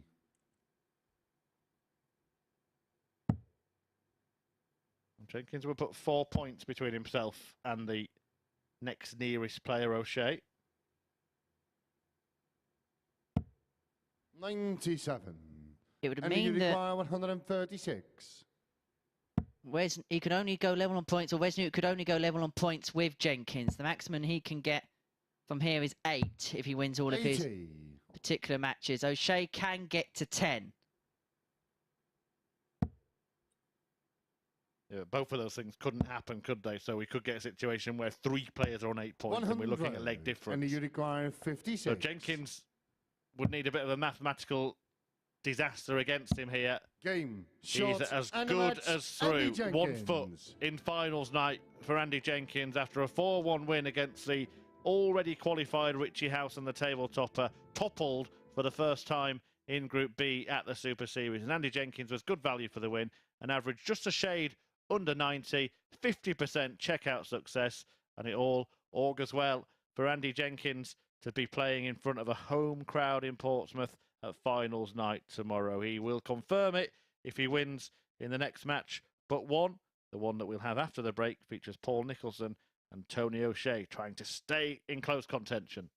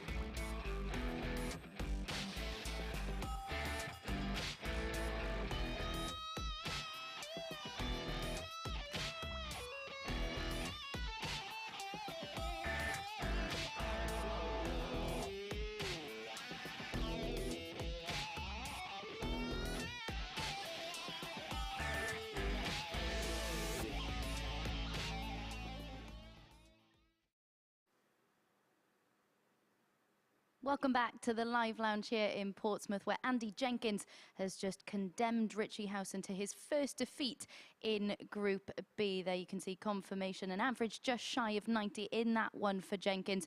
We wondered how Howson would perform in that one, given the fact that he didn't need to show that same intensity level. It wasn't poor by any means, but not quite able to convert the big three-figure combos in that one. Just 2 darts at double in the match. Jenkins kept his focus, a solid performance from him to put 1 foot in finals night.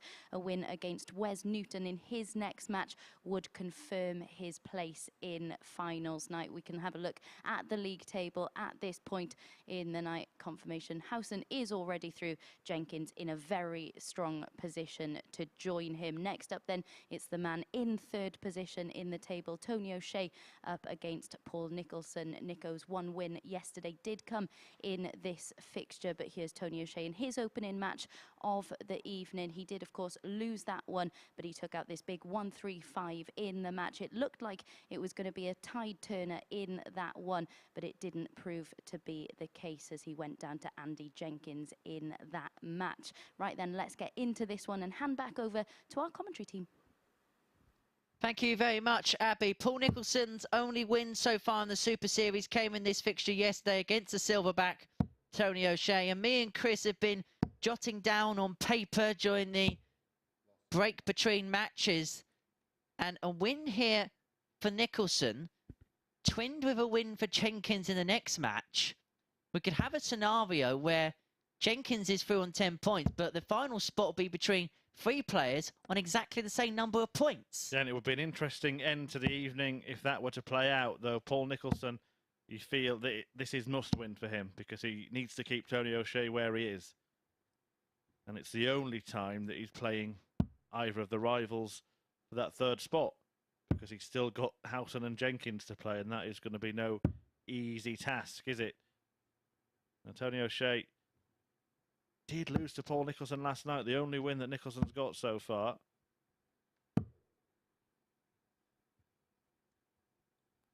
First lag, it's ball to throw first, game on. That's for Andy Jenkins, who has just beaten Richie Howson. I know a few of you may be watching with interest to see what he needs to do. Well, all will be certain after this game. He'll know exactly what he needs to do. We know that a win, of course, against Wes Newton in the next match is enough to see Andy Jenkins through. If Paul Nicholson loses this game to Tony O'Shea, then he'll need just 2 legs in his next match, Andy Jenkins, against Wes Newton. 100. Newton, despite being better off on points, has the worst leg difference in the group, -9. Paul Nicholson, -4. Tony O'Shea, bang on the button. And Jenkins 26. and Howson in positive territory, of course, with very good records so far in this group.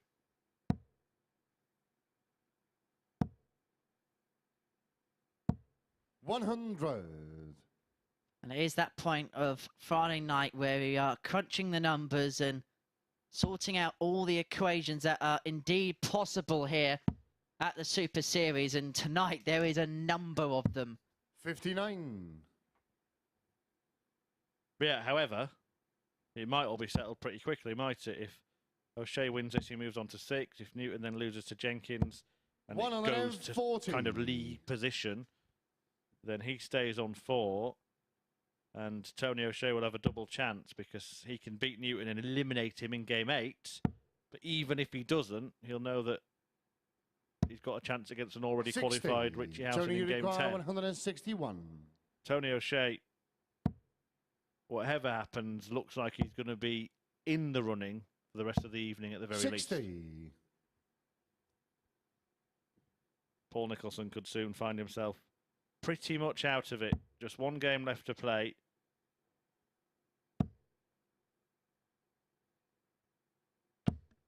$100. Tony, you require 101.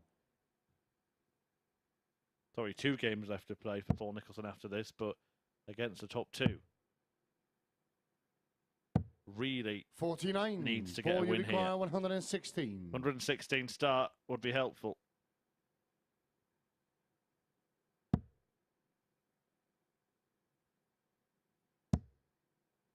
And he gets a go at double 18. 98. Tony, you require 52. O'Shea had troubles on the doubles against Nicholson yesterday. Yeah, that's But those woes won't go on Friday, and O'Shea leads Nicholson by a leg to 0 here in this pivotal game for both in terms of how their nights are going to pan out. Yeah, certainly for Paul maybe more than Tony. 41.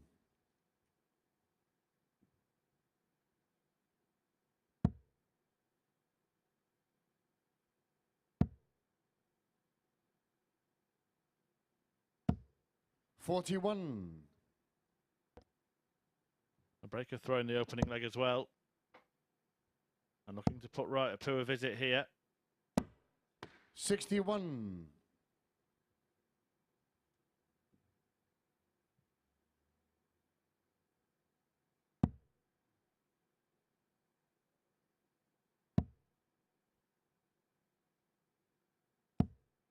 36.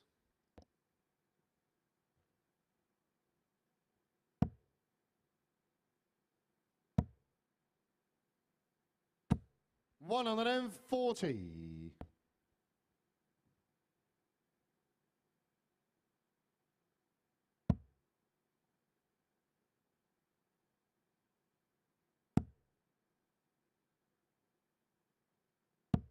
60.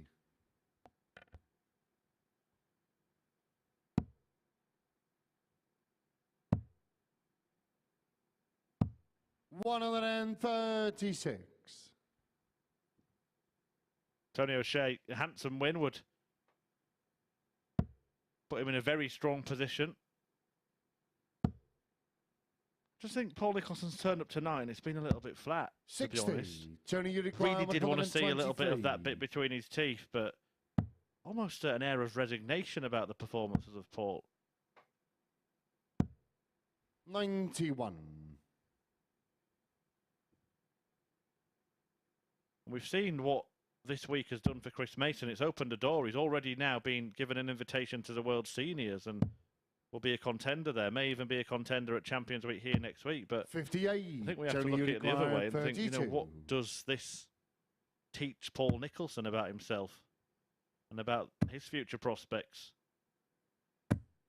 No score. Because this can go one way or the other. We've seen the spark for Chris Mason, but if you struggle here, you're going back down that darting well. And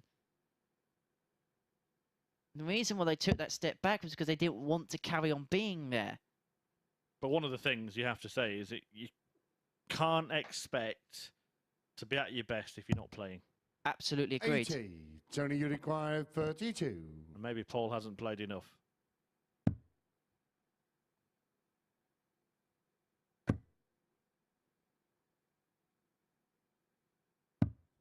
16. Well, hasn't left to finish after 6 visits in this leg, Paul Nicholson.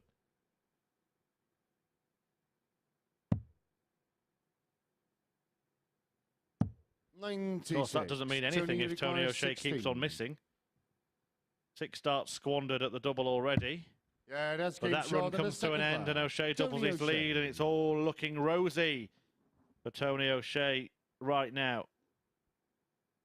Third leg, it's Paul to throw first. Game on. You can spend all evening, Henry, calculating permutations and possibilities, but it's starting to look like that the 3 that started the evening in the top 3 positions will finish the evening there. Not to say I told you so. 100. Even a broken clock is right twice a day. 3 times when the clocks go back. 100.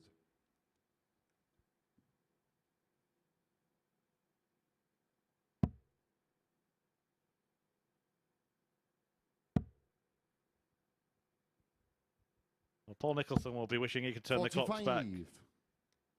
I hate to say this, but I'm going to. If he could turn the clocks back, do you think he'd just want to start again and approach it differently, or do you think he'd actually 60. change his mind about playing at all? I don't think he will regret the fact he's played here. Because if you don't play here, you're always going to ask yourself the question, what could I have done? It's like anything in life. If you don't 26. do it, you always leave the door open for question. Yeah, like I when you think make your little jokes in commentary, you think, what if I had have made 60. that joke? You'd think that, wouldn't you? I can give you the answer, Henry. You wouldn't have got the tumbleweed response.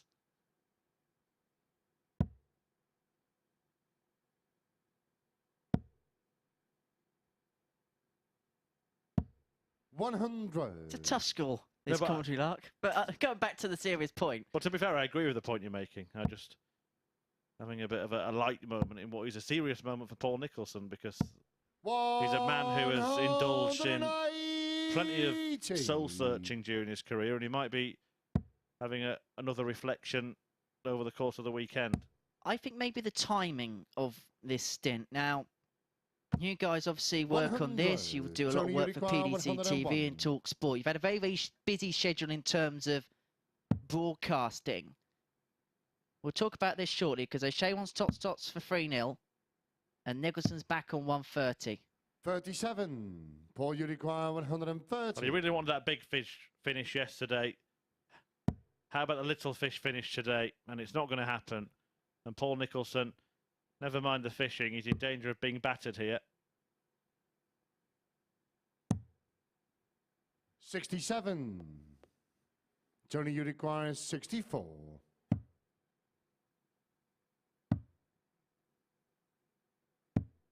32. Paul, you require 58.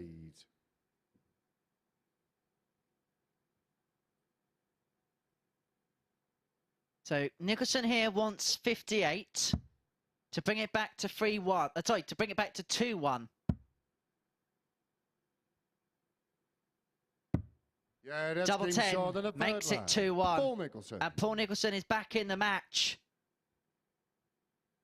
But just going back to that conversation, I think maybe the time right now wasn't right, just because he'd been doing a lot of work elsewhere.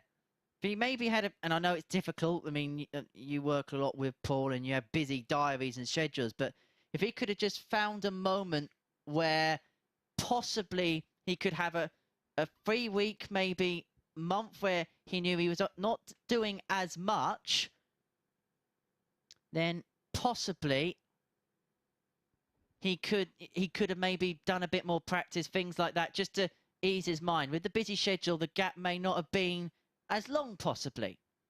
Yeah, apologies. The gap between that leg is not usually as long, but I think we're on course to get it started. A slight little malfunction in the scoring system. Forward leg, it's Tony to throw first. Game on. I do think Paul Nicholson actually, you know, he's a person who does take things very seriously, particularly playing. He's much more 45. laid back, isn't he, in the commentary box, at great company as well. And maybe he should have looked at it in a much more light-hearted approach, knowing that he's got so much work as a commentator. But, you know, this is a bit of a free run. It's a bit of fun. Maybe treated it that way. But then we said with Mace that he wasn't going to come here to have a bit of fun. He was here to take it seriously. And I think maybe the only way Nico could do this the right way was to treat it as almost as if it was a proper tournament, as if it was something that meant something that was career defining as well, and kind of going to. He has to get maybe into that psyche. And we have a number of players like Nicholson who come in this competition, Wes Newton being another one who's had former glories. Newton has ambitions to get back onto the Pro Tour, but there are other players that have dropped off tour, come here as an opportunity just to keep their game in check and just to play. And they like to play with a bit of freedom, a bit of enjoyment when they're here. 140. They want to win the big prize. They want to progress. They want to do well here. But they don't see it as the be-all and end-all. 180. Bit like Tony O'Shea. 161. He needs himself on 95. Nicholson here, 161. Treble 17. It would have been an asset flashback. 97. Tony, you require 95. We could have sent the DeLorean back to 2010. 55. Mind you, O'Shea wouldn't mind the DeLorean going back to 2012 himself. That's probably his peak years. World Finals in 12 and 13. World Masters Final 2012.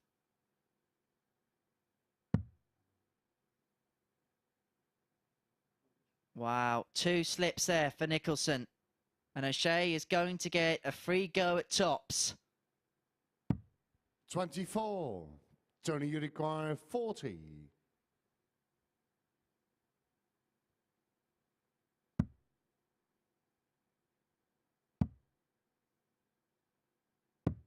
Yeah, that's game short in the fourth leg. Tony O'Shea. And O'Shea is a leg away from beating Nicholson to banish that particular tungsten Fifth leg demon. is ball to throw first. Game on. And it mean it'll be 1-1 in the battle of the commentators.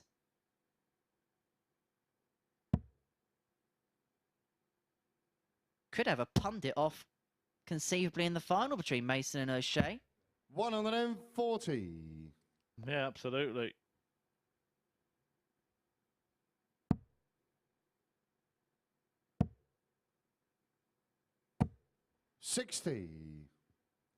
Vantage Nicholson here in the fifth. With the dart, needing the lot to stay in the match and you sense to stay in the group.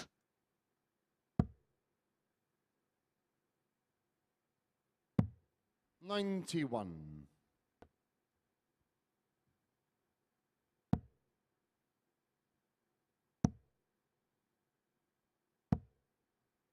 $43.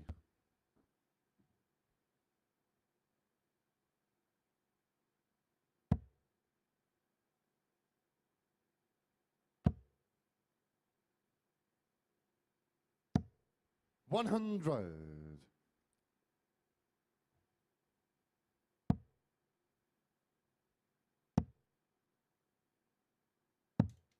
$63. Paul, you require 170. Well, can he? Can he?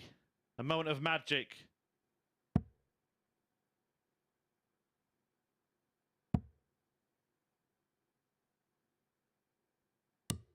$105. He's himself on 65 after trial. Could be a moment of darting defiance for the asset. He's now averaging more than O'Shea. 60. Paul, you require 65. Now, we know Nicholson likes double 16. And so, treble 11 leaves 32, now double 8. 57. Well, the good news for him is that Tony O'Shea is a long way back in the leg. And that is an absolute flyer from O'Shea. What a switch. Bullseye should be the shot. 100. Tony hasn't stopped and thought Paul, about you it. require 8. 2 4s for 3-2. Nice marker, nice guide. The other side, 2 2s. Yeah, that's game short. Sneaks in the bottom left-hand corner for the Geordie ace. And O'Shea has the darts. 6 leg, it's Not often in the modern day do we say that Stockport could get the better of Newcastle. Well, O'Shea's a leg away from doing exactly that. 60.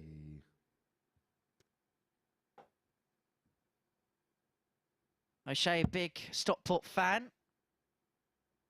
Don't believe he's a season ticket holder over at Edgeley Park. Whenever we've 60. worked with him, he always spends his spare time that he spends with us in a Stockport County shirt or something like that. Big fan of his beloved club. 140. You may not see him in action tomorrow because he may be here tomorrow night. A victory here against Nicholson will put him a step in the right direction of doing so. 83.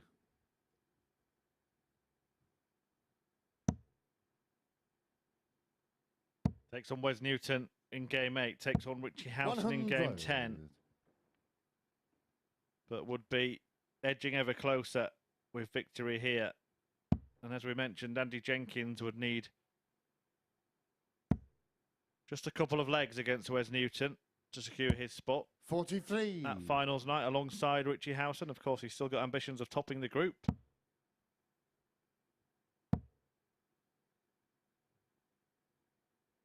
Well, he's working his way down. 57. And then even further down as he switched.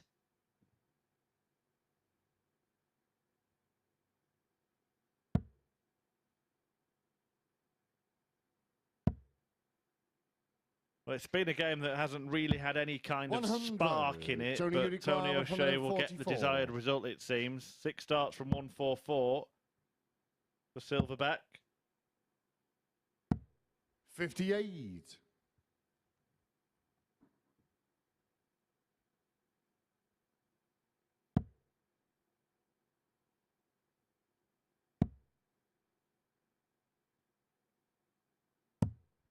59. Tony, you require 86. For the match, 86 to O'Shea. Another one of them, the bull. 45. He was going for the You bull. require 156. This would be a moment of inspiration. Another.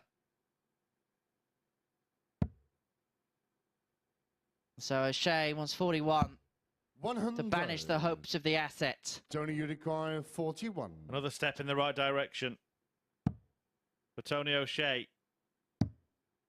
Double 16. 25. But he's not there yet. And Paul You Nicholson's require 56. been clinging to the cliff edge for much of this match. He might be about to haul himself back. Double top.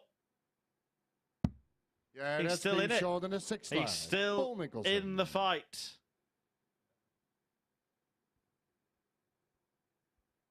Certain Well. final arc. It's ball to throw first. Game From on. 3-1 down, Nicholson has fought back. The eye of the tiger is there. We know he can play to a 60. much better standard than this, but he's scrapping away. He's fighting away. He's trying to carve something out. 100. His only victory last night came against Tony O'Shea, a 4-1 success. The pair of them were averaging in the mid-70s. They're there again. It's a really similar standard. I'm not sure that playing Paul Nicholson is actually 100. suited to the speed and rhythm of Tony O'Shea. He is one of the more pedestrian players in the field, the asset. 95.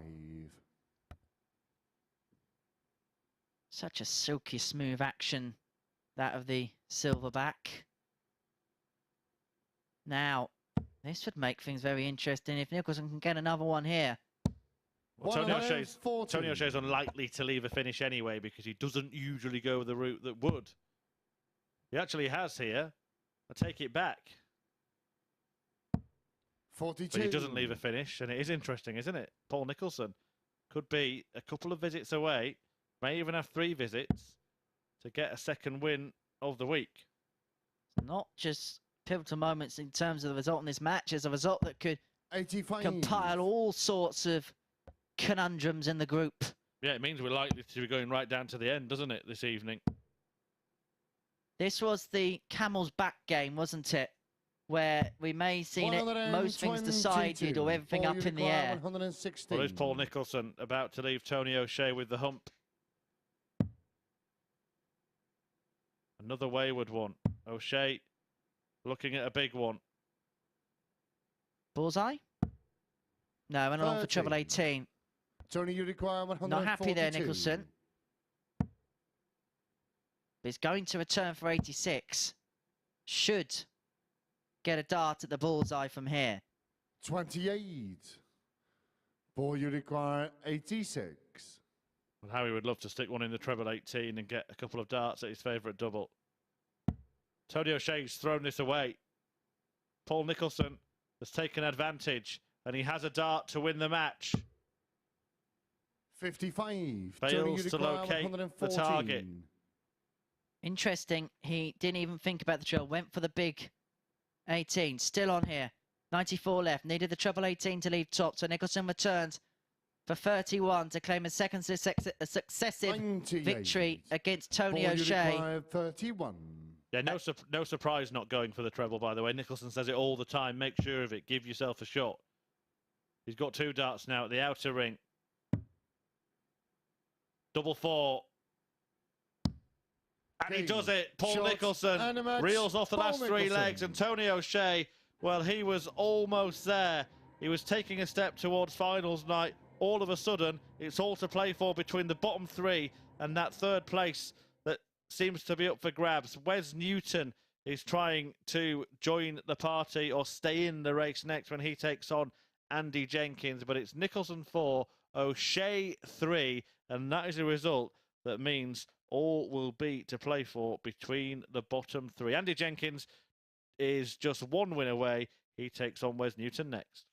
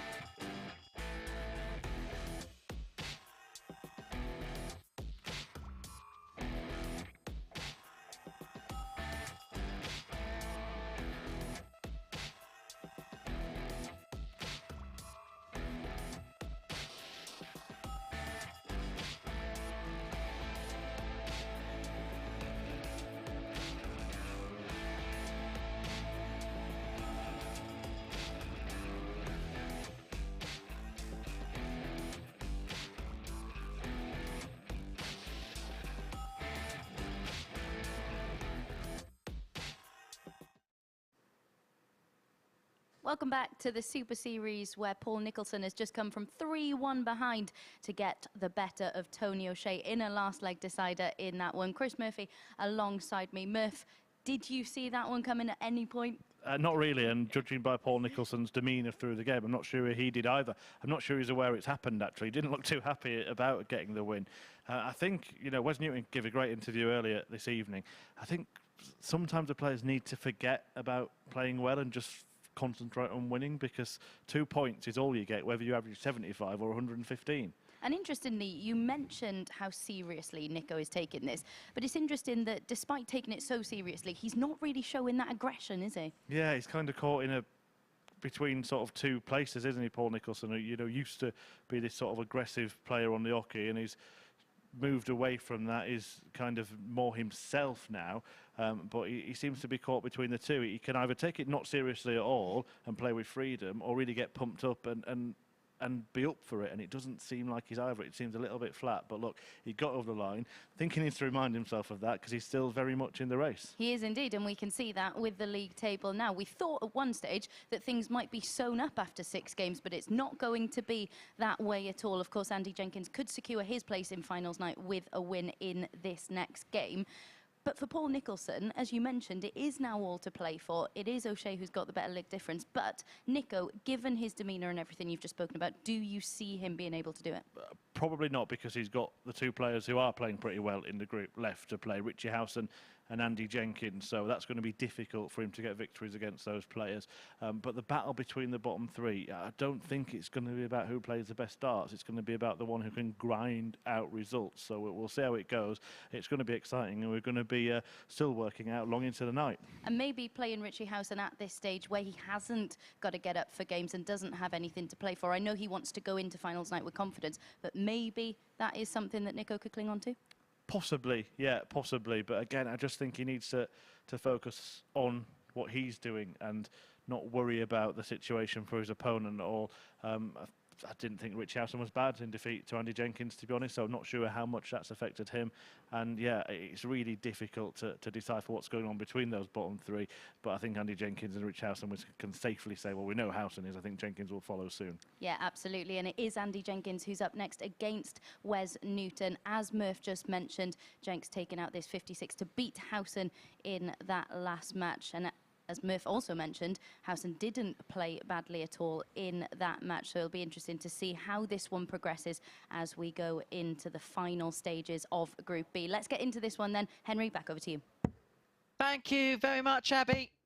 Andy Jenkins can secure qualification with victory here against Wes Newton, and in doing so will create absolute carnage for the rest of the Group B field to secure the final place through to tomorrow night's final here on Sporty Stuff TV. Wes Newton then, the 45-year-old from Fleetwood, having won 2 matches so far this week, both of them coming against Paul Nicholson. Successes last night and this evening, up against Jenkins, 51 on 8 points. First leg is victory here would put him on to 10 and would put him in an unassailable position. And then we would be reaching Abacus 84. Hour here at the Live Lounge, because we would have O'Shea on 4, Nicholson on 4, Newton still on 4. 100. But the Warrior would have played a game more. O'Shea would have played Nicholson already. We've seen that in the last matchup. And then from this point onwards, Nicholson 40. plays Howson. O'Shea would have Newton, and that would be Newton's last game. Then we'd have Jenkins play Nicholson, and then Tony O'Shea ends the show against Richie Howson. So it'll be interesting to see how the dynamic pans out. 60. And if you are joining us here at the start of Saturday morning, the start of finals day here at the Super Series, a very warm welcome to you. 140. Great to have your company. Don't forget to subscribe to our social media channels as well whilst you're here, whilst you're joining us at MSS 85. Darts. But Jenkins, first to have finished 1-2-1 after 9. Treble 17 would have left him a dart with the bull. 62. 59 remaining after 12. He's taken the dominance He's taken the ascendancy in this opening leg. 85, and you require 59. Should get 2 at tops. Does get 2 at tops. Yeah, that's By game short in the first 14 round. dart Andy breaker throw Jenkins. to open up proceedings, and Andy Jenkins is 3 legs away Second leg, it's from the Andy to finishing throw post, the first. finishing Game line, and to cement his place into tomorrow night's finals. He can put it in writing. He can send out 44. the RSVPs. He can get Pompey's darty party well and truly started.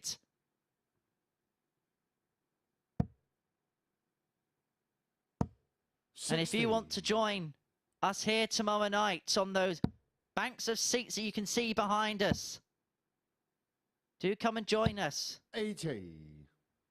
We're Portsmouth based in the south of England, and it's dartshot.tv the place to be to get your free tickets for tomorrow night's affair. 55. We know who we're going to see already. We're going to see Richie Howson in action. We're going to see Mark Dudbridge in action, Gary Robson in action, and Chris Mason as well. 59. We could soon see Andy Jenkins join that particular field. Yeah, and he'll be delighted to be there, won't he, Andy Jenkins? We've mentioned it a few times, but just one of the little side issues here where we are 60. based in Portsmouth is the stomping ground of Rocky. And yours as well, Henry. I'd just try and elaborate 40. a little bit more for the viewers. I know you've grown up being a darts fan. Is he one of the first players that you were aware of? Yes. Not just 58. because he's a big name in Portsmouth. He was well known with people that, you know, my family associated with as well. And he's a very well-known 40. person across the city.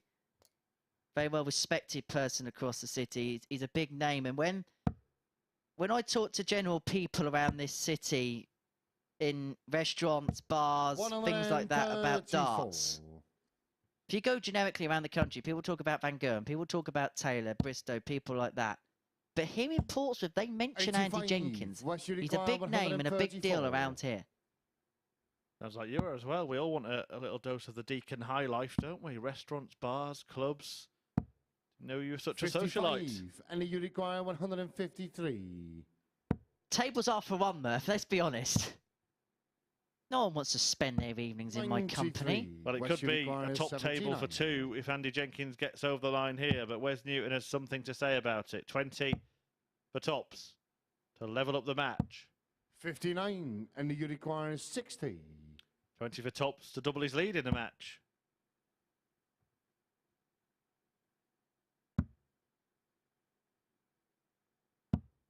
$40. West you require 20.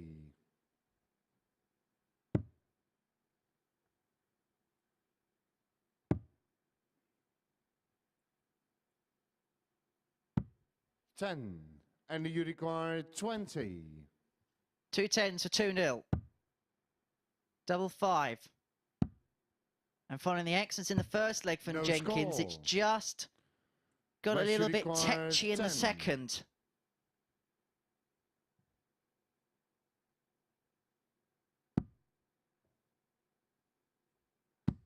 Yeah, that's game short. And it of is the all second square. leg. And I'll Wes tell you what, Newton. speaking to Abby there about, you know, worrying about winning and not about how well you play, Andy Jenkins won't care. Third leg, it's West to throw first. As long as he gets Game through, on. that's all that matters. Playing well can be for tomorrow.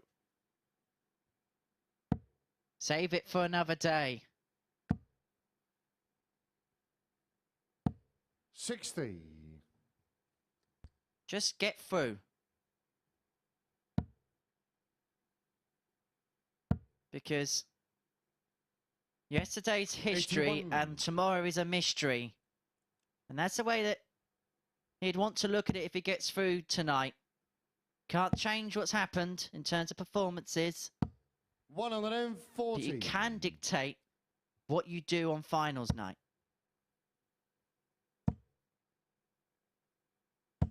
140. Key match for Wes Newton, of course. 3 players tied on 4 points. Newton has by far the worst leg difference of the 3 of them. 140. So he wants to win and win as handsomely as possible. Still has Tony O'Shea to play, West remember. require That could be the key 161. contest in this group tonight. That could have been a key turning point in this particular 97, contest. And you require 140. This 140 could be a key turning moment in this contest. It won't go, and so Newton returns to 64 to get his nose in front for the first time in this match. 64.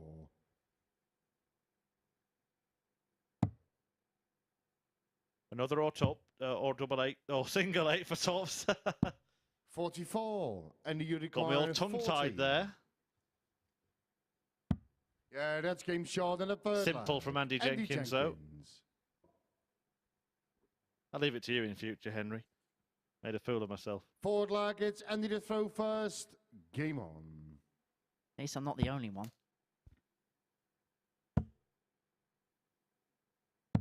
137.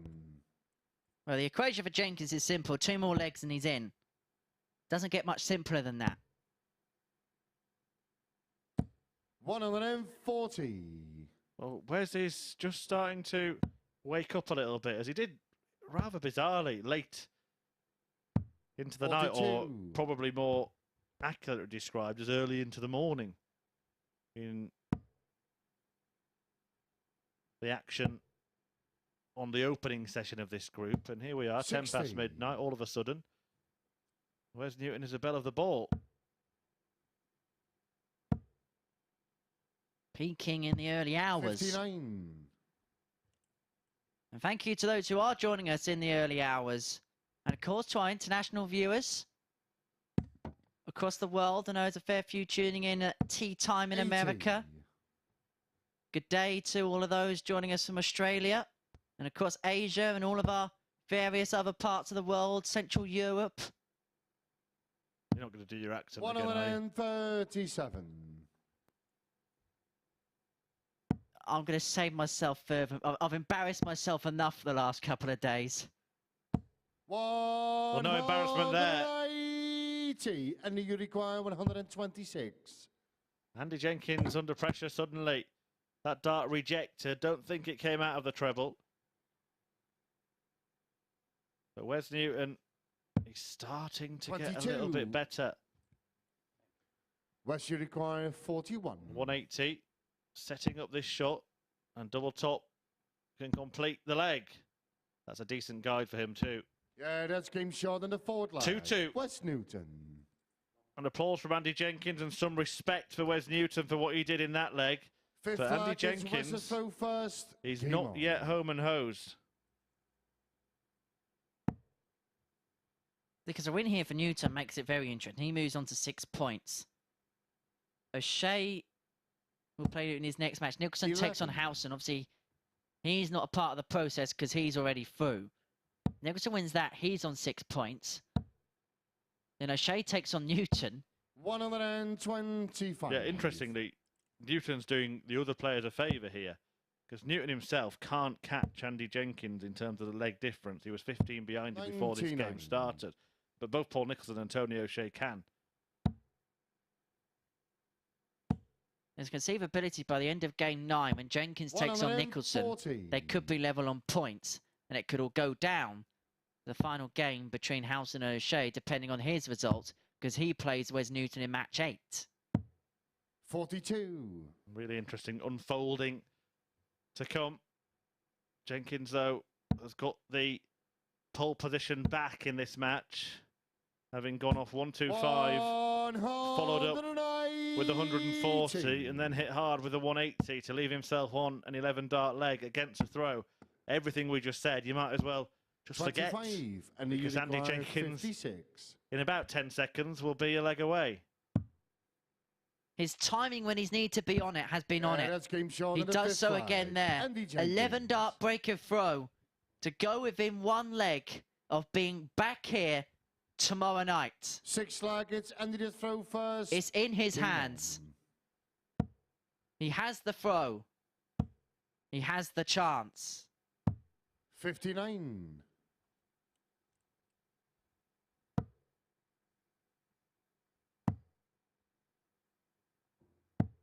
43. Has a little rally from Newton come to an early end. Decent leg for him a couple ago, but he was still in the mid 1 300s when 25. Andy Jenkins went out in the previous one. Another bounce out in his last visit of that leg as well. That's been a bone of contention for him. 100. Nothing to do with the superb Winmore boards we use here. It's all about the way that Wes Newton's darts 85. try to go in it.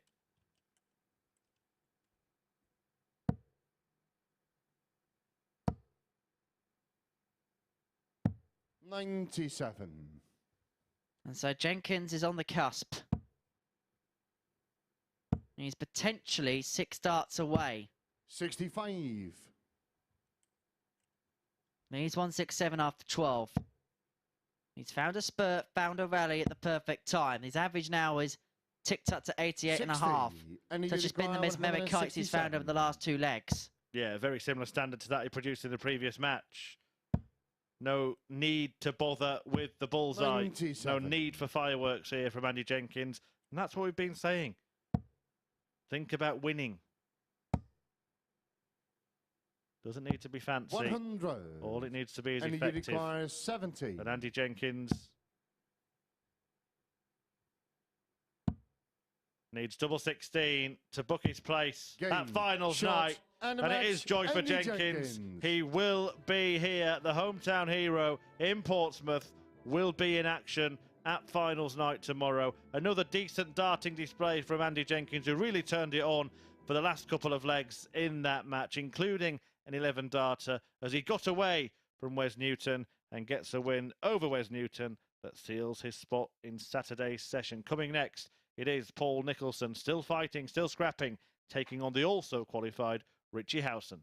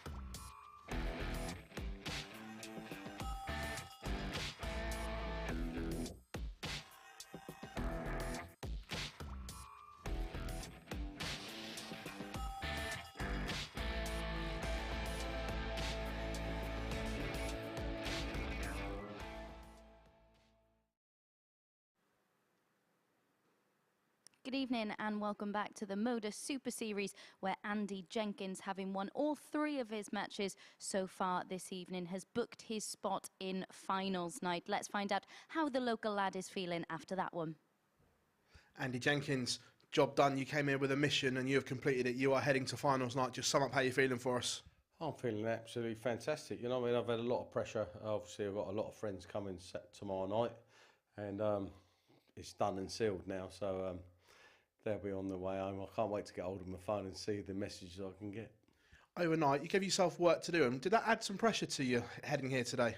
Yesterday I felt a little bit nervous. Obviously, I've done what I had to do. You lads know I just had to get away from the venue and sort my head out. When you beat Richie Howson, that must have been a huge confidence boost as well. His first defeat here in the Super Series. Well, yeah, I should have beaten him yesterday. You know, he had cracking darts and, you know, there's a lot of pressure on me. With everything, I was favourite at the beginning of the week. Mason's been playing well. A lot of things have been going on. And now I'm there tomorrow night and it's anyone's game tomorrow. So home support going to be a big factor tomorrow? I don't think so. I think it could be a hindrance to me personally because obviously my friends will be cheering me on and it can help me and it can hinder me. So we'll see tomorrow. At the end of the day, I'm there tomorrow and that's all I want to be there. Andy Jenkins, congratulations. Thank you. Cheers. Jenkins playing down his chances for finals night there then. Paul Nicholson against Richie Howson is coming up next. Of course, Paul Nicholson has kept his hopes of qualifying alive, but Richie Howson was the first player to qualify through from Group B this evening. Here's how he did it. Another clinical display from him. Really impressive. We've seen many players falter as they approached the finishing line to qualify for finals night, but not Richie Howson. He did so in superb fashion there. Let's get into this one then and see whether Paul Nicholson can back up his last victory and keep his hopes alive in Group B. Lads, back over to you. Thanks, Abby. Yes, it's been a theme, hasn't it? Players playing themselves down, playing down their chances over the course of this week. Started by Chris Mason. Mark Dudbridge did it after qualifying. Richie Howson, the only man that seemed pretty happy to be through, and he will be looking to cement his position at the top of the table by moving on to 12 points with victory over Paul Nicholson here. But if it goes the other way, suddenly Paul Nicholson is in the box seat to finish third and join the likes of his fellow Super Series commentator and pundit Chris Mason at finals night. The asset looking to get the better of Howson, who won every game until he qualified and lost every game after he qualified, but it has only been one. Exactly. As you say, crucial game here for Nico. It's game on or game over for him in terms of qualification for the group. But pull the throw first. Game on. We heard there from Andy Jenkins. He's always very honest in interviews, is Jenkins. A very honest guy. And interesting, as you mentioned, the crowd element of it. And Phil asked the question in the interview there. And 40. He said, well, he doesn't actually know if it's going to be a help or a hindrance. He's going to have the support, but of course, that can be a double-edged sword at the same time. Yeah, true. Not quite game over, is it, for Paul Nicholson? But as good as he'd be clinging to that cliff edge once more, this time by a dangling fingernail or two. And he would need an incredible run of results to go in his favour if he does lose out to Richie Howson. He'd actually need, wouldn't he, Wes Newton to beat Tony O'Shea realistically, because Newton's got such a bad leg difference that he's the only one he can really catch. Then he'd have to beat Andy Jenkins himself and then hope that Howson does for O'Shea in the last match. So not a position that Paul Nicholson 54. wants to be. The best thing he can do is get this one won, and a 180 in the opening leg will help him on his way. It'll certainly help the cause.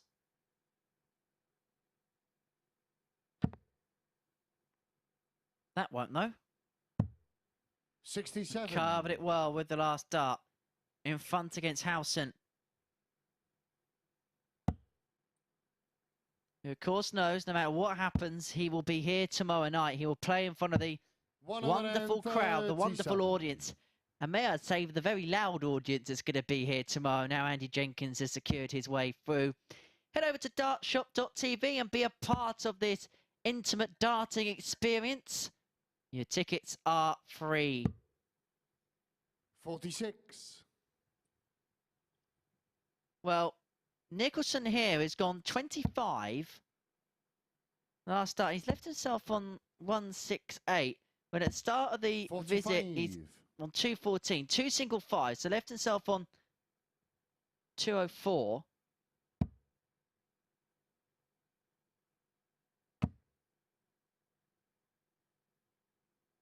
So I'm looking at the visit before, my apologies. Yeah, single one, it was his first start, followed by a 20.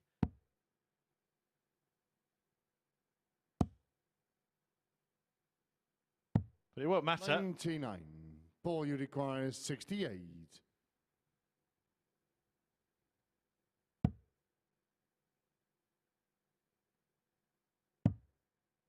Oh, he's missed a big number there, and that might matter. Because Richie Howson has been excellent in the department of finishing. Specifically, ton-topping checkouts 36. as well. Richie, you require 106. He will fancy this. And Paul Nicholson will be all too aware of the Owls' prowess in this department. Double 16 to deny Nicholson a shot at the same target, but he will come 32. and throw up to 3. For the 1-0 lead. That's a nice guide. Has to move across. Yeah, that's game and shot find its way in. Paul Nicholson. And suddenly, Messrs. O'Shea and Newton ahead of their battle in game 8, maybe drawing, maybe not a chair because they should be practicing ahead of their next match, but they will be probably throwing some practice darts with one eye on the board and one eye on the TV screen. Yeah, the one thing that Nicholson knows is that one of them is going to be on 6 points after that 41. match, so he really wants to put himself there. Of course, Tony O'Shea still has the advantage. He's the man in third place right now. A slightly better leg difference than Paul Nicholson. And, of course, still has 2 games to play. One of them against Richie Howson. And it's looking like Howson has taken his foot off the gas since qualifying. About 2 hours ago, you'd say Paul Nicholson had the hardest 2 fixtures in the group against Howson and Jenkins. However, now they've both qualified. And as we mentioned earlier 83. on, the pressure is off. They're going to relax a bit. Yeah, good point. But I think Andy Jenkins is a kind of different beast than Richie Howson. He's maybe not being relaxed this 41. evening, and maybe relaxation for him could result in some of his best stuff. He's been talking about the pressure he's been putting on himself, and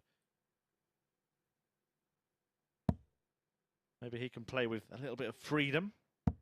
140. If Nicholson wins here, there is no doubt about the fact he'll want Wes Newton to win the next one because Newton can only get to 6. That's the max he can get to. Yeah, and the leg difference is, miles off what Paul is on. In fact, 45. if Paul Nicholson wins here, then he's going to be on a minimum of -2, isn't he? Wes Newton is then 9 behind, so actually couldn't catch 59. him. And then you've got to hope that Andy Jenkins then succumbs to the asset if you are Nicholson. And hope Howson does a job on O'Shea. Yeah, so just confirmation there. 140. Quick arithmetic tells us that a win in this match for Paul Nicholson actually eliminates Wes Newton from the race. Indeed it does. The field is getting whittled down. 138. However, in this leg, Howson has raced clear, leaving tops after 15. Nicholson back on 215. 60. Richie, you require 40. Now we're looking to perch on tops. Not the best guide for him, really. Wants to keep going across the bed, and he fails to get below those darts. Well, this would be some way to light up the spark. Not going to happen, so Howson returns for tops for 1 apiece. 100. Richie, you require 40.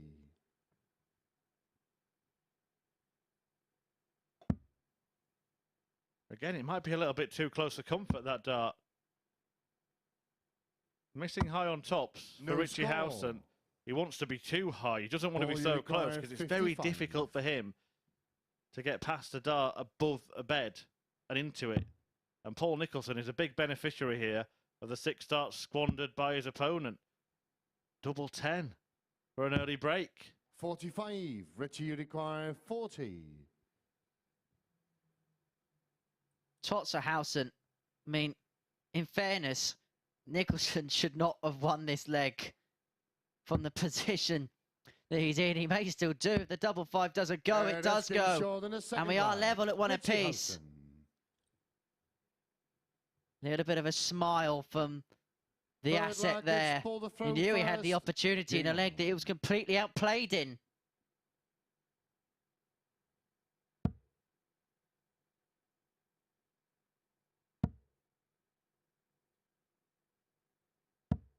$81.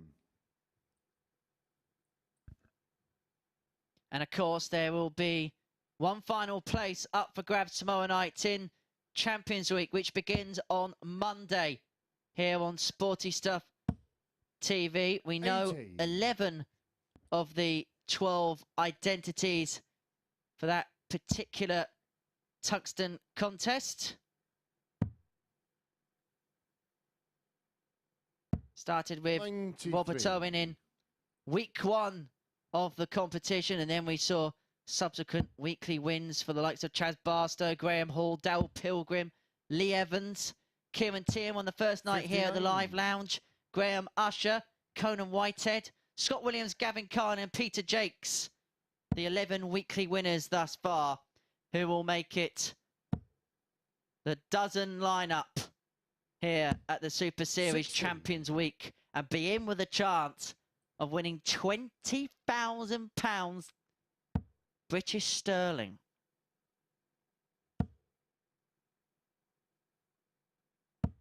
$140.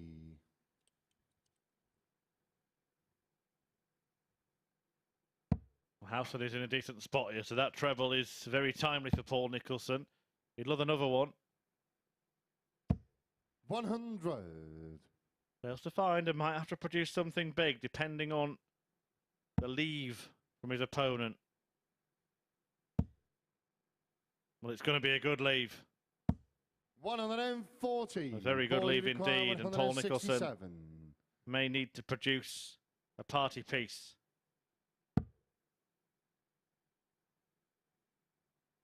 Hasn't been much sign of that.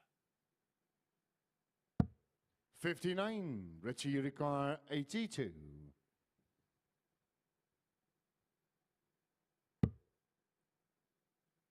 $17. And tops.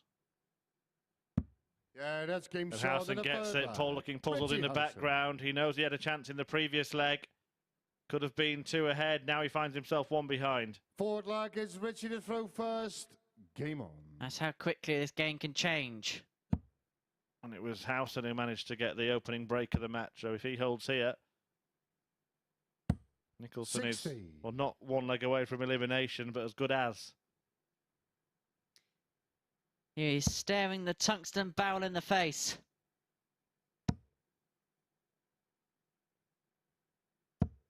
But he's persevering. He's trying to conjure up a way.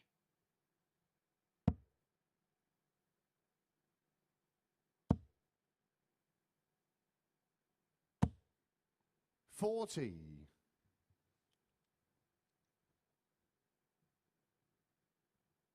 This game is being played at a rather pedestrian pace, isn't it?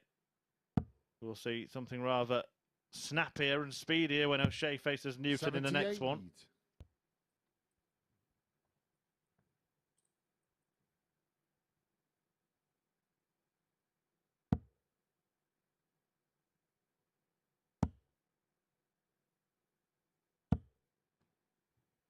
$45.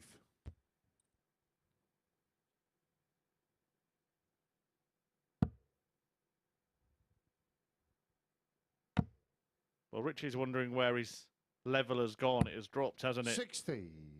Down into the low 70s, a similar standard to that being produced by Paul Nicholson here. And you just wonder if subconsciously his head is already elsewhere, Richie Howson. But what happens 95. is then you consciously get frustrated because obviously you're aware of the scores that you're hitting and the scores that you're not hitting, if you like. And you start to get frustrated and start to change things and it can have a tendency to go from bad to worse. 40. Well, it's a two-way street, isn't it? You've got the elation of qualifying, and then, of course, you're thinking about tomorrow night. Probably thinking about arrangements, things like that. You try not to, but it enters your mind. And then the natural adrenaline, which we've spoken about in the previous match against Jenkins, doesn't go through the body, flow through the body. And then when the darts don't go in, and when your opponent as well is struggling as much, your brain has probably got 8 different things going on at the same time. And it's probably hard to make sense and juggle it all. 61. Both players on huge checkouts here. Howson on one he's already taken out. Won't do it again. 137. Paul Nicholson looked on rather nervously there. I think he was actually biting his nails as Howson went for that one. He won't be nailing the checkout. 56. He best not Richie bite his required fingernails 24. because if Howson nails his double 12, that'll be where his hopes are hanging on by. Double 6. Yeah, And Nicholson's on the ropes. Richie Howson. Yeah, just a reminder, Paul Nicholson, if he loses this match, he's not 5th flag is for the throw definitely first. out of the race, but very close to being. Still has a game to play against Andy Jenkins. Tony O'Shea and Wes Newton play each other. He could be out 60. of it by the end of that match, depending on the outcome of the game in terms of legs, if O'Shea wins it handsomely.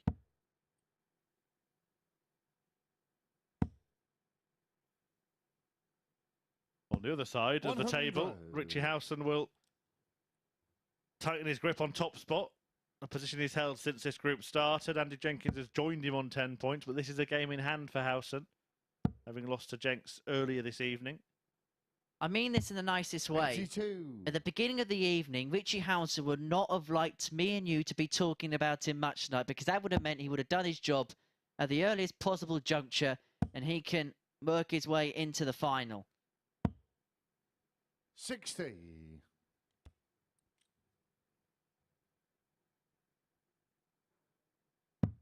Howson not happy with the level, but he is edging ever closer. Every leg matters now for Paul Nicholson. 57.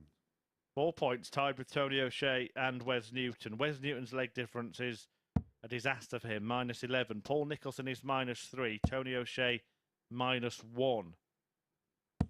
100. And it is Newton O'Shea next. Wes Newton remains in it with a Howson victory here, and then he can put himself on 6 points ahead of Tony and Paul, but we'll then have to wait to see if they 40. win, knowing that if either of them do, they'll have a better leg difference and will therefore usurp him and knock him out. So one thing that will be certain is the future of Wes Newton in this 100. tournament at the end of the next match.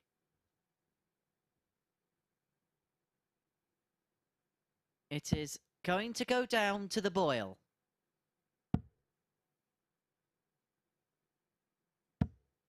58. Richie, you require So 1 for 1 for the 141. match. Won't go this time. He has 6 at it because Nicholson's back on 204. 59.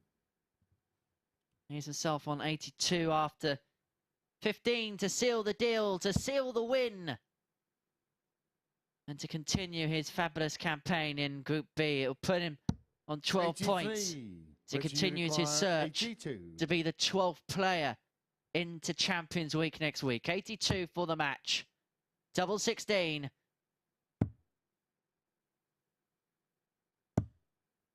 Game. And it sneaks shot, into and the match. bottom left-hand Richie corner. Howson. Richie Howson gets the better of Paul Nicholson by 4 legs to 1. A sporting handshake between the pair. Howson with an average of 77.2, 4 from 16 on the doubles. It was one of those affairs that someone just wanted just to get over the line somehow, some way. It was Howson who did exactly that. But the biggest game of our night so far comes in the next match. It's Tony O'Shea, it's Wes Newton, it's live and next.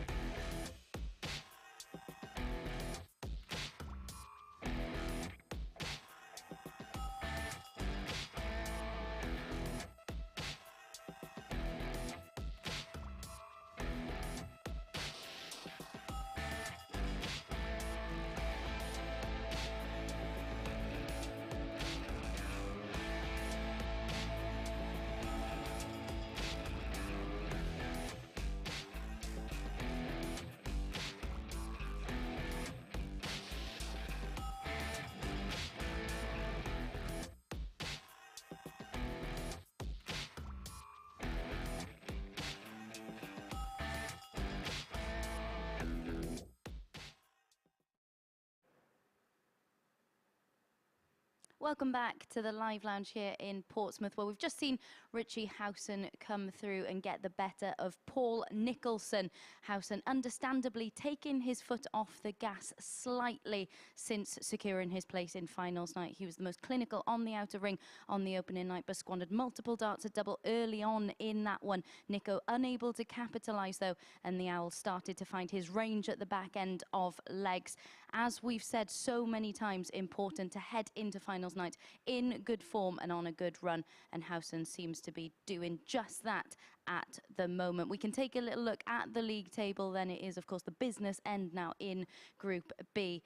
And as you can see, confirmation that Howson and Jenkins are through. And if Tony O'Shea gets a 4-0 victory here, he will join them and end Paul Nicholson's chances of getting through to finals night. If Wes wins, it'll be an anxious wait for him to see whether he can be toppled in third spot. So then Wes's one victory so far this evening coming against Paul Nicholson. Of course, here he is pinning double 16 to get over the line in that one with his third dart in hand. It was quite an edgy affair, wasn't it? Wasn't the highest quality match of the evening, I think it's very fair to say, but he did get a crucial 2 points in that one. So then, can Tony O'Shea book his place in finals night with a comprehensive victory in this one? Let's find out and hand back to the lads in commentary. Thanks, Abby. It's the first of two chances, isn't it, for Tony O'Shea? A win would get him as good as there. We know a 4-0 win would secure his spot, but even in defeat, he will come back knowing that victory against Richie Howson, who seems to have fallen flat after qualifying, would probably get him over the line. A heavy defeat is all that he's really desperate to avoid here, but it's in his hands. All he's thinking about is a victory, not the margin of it. That's not his style. Every match at a time, every dart at a time is the Silverback way. Wes Newton has been scrappy, but he's still in the scrap, as is Paul Nicholson. All of the bottom three still in the race. Andy Jenkins and Richie Howson already through. A pivotal contest then between the Warrior and Tony O'Shea, a match that went the way of O'Shea yesterday. And guess what the score was? Tony O'Shea 4, Wes Newton 0. If he can repeat 85. The trick, he's through to the finals night. Indeed he is.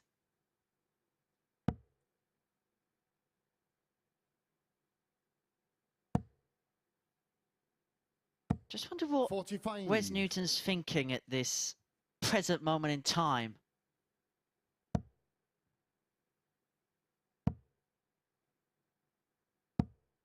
Because he knows even if he wins, he's waiting for other results to come in.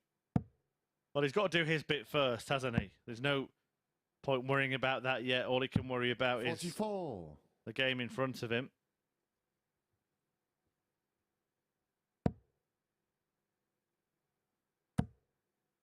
But it could be an anxious wait for Wes Newton, as Abby said, because both Paul Nicholson and Tony O'Shea got close to Jenkins and Howson in the first couple of matches last night. They both went the distance, 4-3. Well, O'Shea's the one who's got off to the brighter start, even 198 after 9. 43.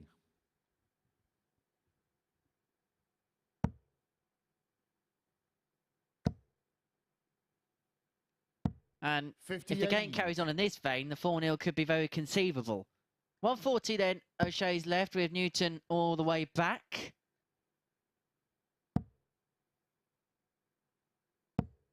$41. Tony, you require 140. Now, there's only one player who's interested in this result in the practice room. That's Paul Nicholson, and he'll be watching this double 10 for 140 from Tony O'Shea very intently indeed. The Silverback sets his stall out.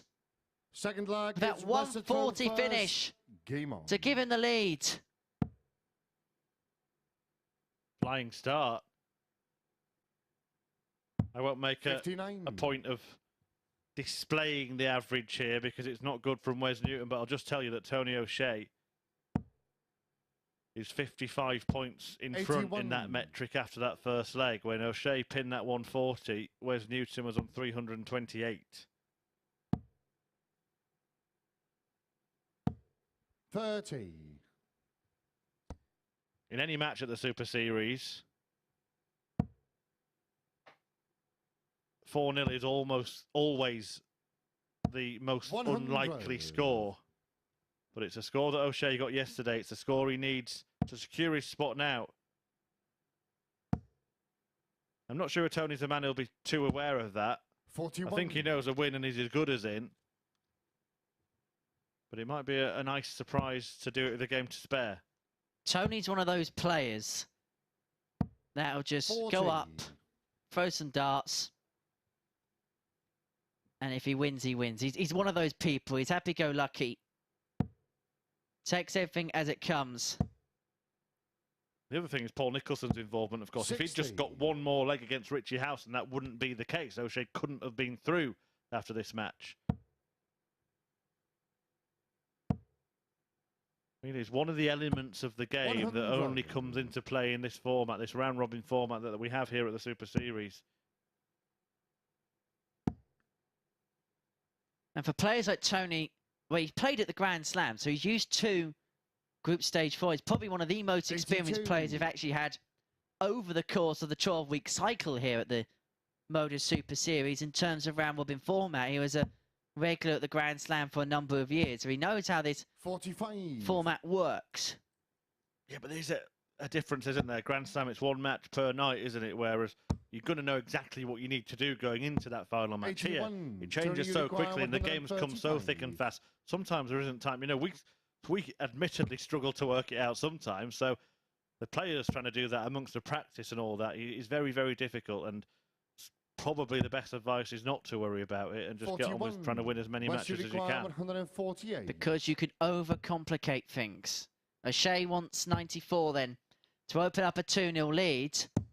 And it could be halfway towards progression, because if he won 2 more without conceding, he would go through to the finals tomorrow night. Goes bull first dart. Back to the middle. 69. But it will not solve the Tungsten riddle. And so Newton is back for 90, and he'll most likely possibly go for the bull himself. Well, at the end of the visit. Well, does go for it at the start. And doesn't have to go for it at the end because he's found the treble. 80. What a bold move from Wes Newton there. 25. 2 8s. Just shuffling across to try and open up the angle. 9. But could not find a way, and Wes Newton 10. may find a way back into the match. And of course, it would be the dart that means Tony O'Shea's passage to finals night would be at least delayed a little longer. 6. That bounced out, but it was underneath the double wire. So it wasn't an in and outer. Tony, you require O'Shea 16. wants 8-8. And it would be for a break on top of this 2-0 lead. You may have to shuffle across again. Yeah, that's finds its way in. Tony He had to move across, but he had a lovely lie with the first dart where he could basically crash it in off the first. Now that's the bounce out from Newton. As you can see, the double was dragging low below the bed. And it just clipped the wire between the double 2 and the double 17 next door. 60. As it stands now, Tony O'Shea 7 legs better off than Paul Nicholson. If he wins 2 more, he'd be 9 legs better off. The biggest swing possible is 8 legs 30. with 1 match each left to play.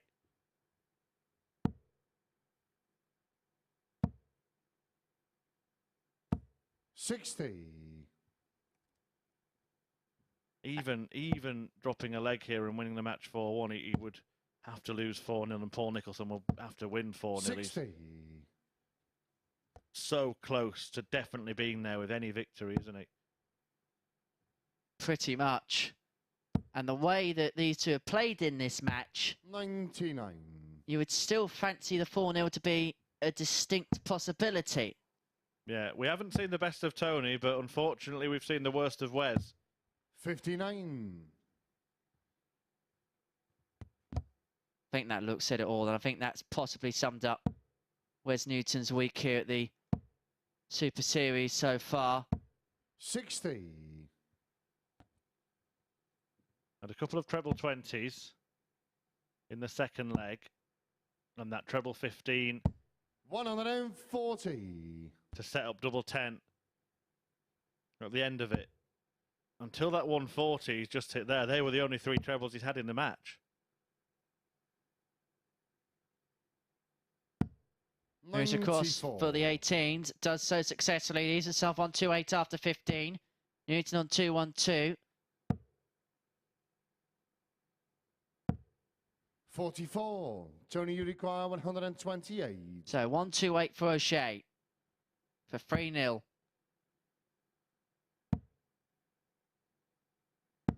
$92. Leaves himself on double 18 upon his return for 3-0. Yeah, nothing Newton can do. Antonio O'Shea can move one step closer. 36. Well, it would be a giant leap closer in truth. Double 18. Yeah, that's game Tony O'Shea is a leg away from joining Jenkins and Howson at finals night and completing the field.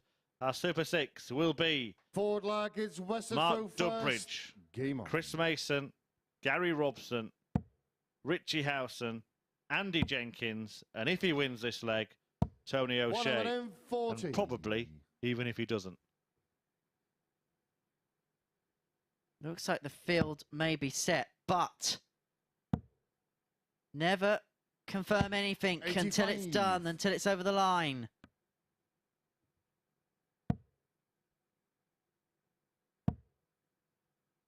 Because suddenly Wes Newton's found his 100. scoring boots a little bit. Top 40 followed by a ton.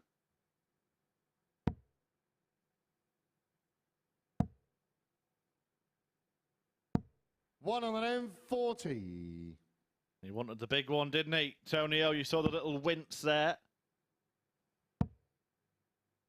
Wes Newton still 120. defiant, still fighting.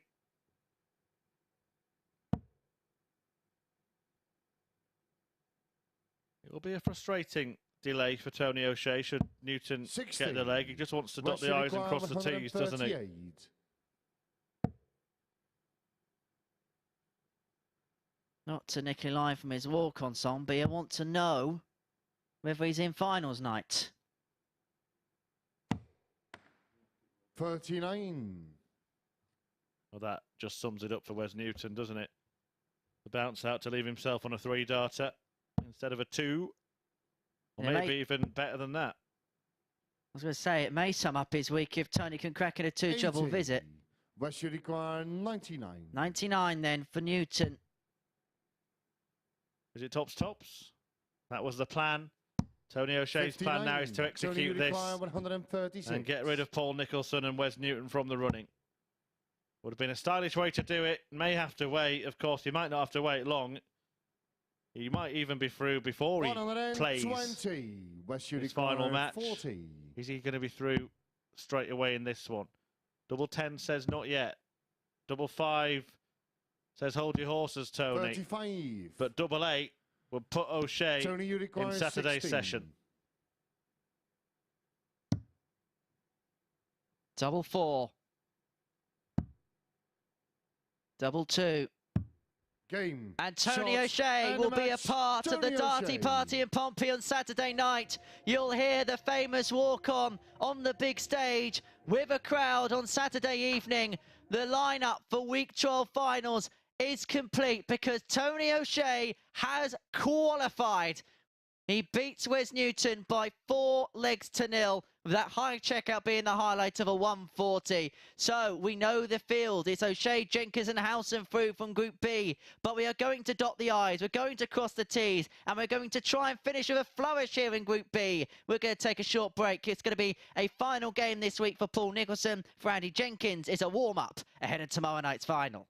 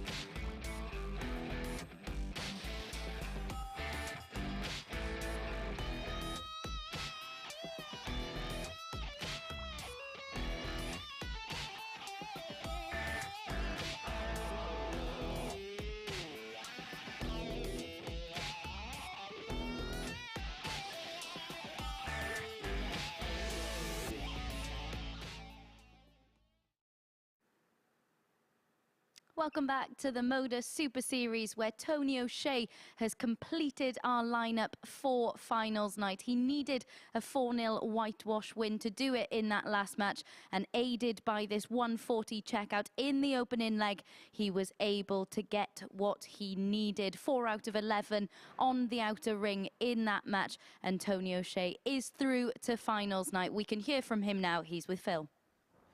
Tony, you've just said, looking at the screen there with Abby, some good, some bad. Does that sum up your Super Series so far? Sums up the whole week, to be honest, yeah. So, he had some bad luck there again. It's been all night. He's had so many out of the board, even in the practice room. So, I don't know whether it's a point problem or whatever, but he had no luck again in that game. You had no idea you were through until you came in here. How does that feel to make another final here at the Super Series?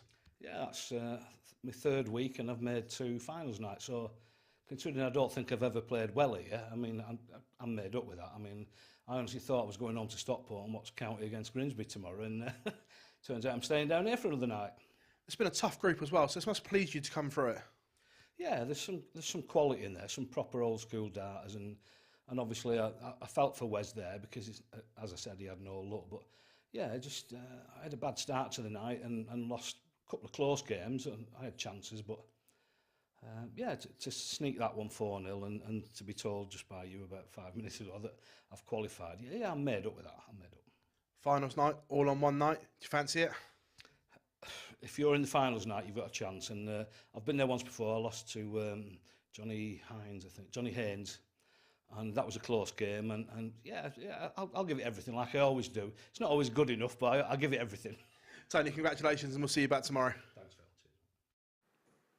Tony O'Shea continuing the theme there and playing down his chances ahead of finals night. It's time to get into our penultimate game of the evening. Then it is Andy Jenkins against Paul Nicholson. Of course, nothing riding on these 2 games anymore. But let's get into it and hope for some more darting entertainment. Lads, back over to you. Thanks, Abby. Yes, it is a couple of, in a way, meaningless matches, but I don't think Paul Nicholson will see this that way. He wants to sign off with a victory and walk out with another little win next to his name. And of course, if he does that, he'll join Tony O'Shea on 6 points, but can't catch him. And we do now know the field for finals night. And as Tony said, Henry, every single player there has got a chance. You've got to be in it to win it. But who are you making favourite from the 6? Richie Howson, because I think he's got a top level that I think may supersede the rest of the field at this present moment in time. And I'm going to keep myself in favour with my friend and go for Chris Mason. You don't know what you've just done there, Henry. He will not be speaking to you tomorrow. Although Andy Jenkins may well be favoured by many. First leg, it's Andy to throw first. Game on. I think he was going to carry on practising there, Andy Jenkins. A little bit of a light entertainment, and he's letting the referee Marco Meyer know about it. Reversed for the handshake before the match with Paul Nicholson. But it is 100. Game on. Never seen him smile so much.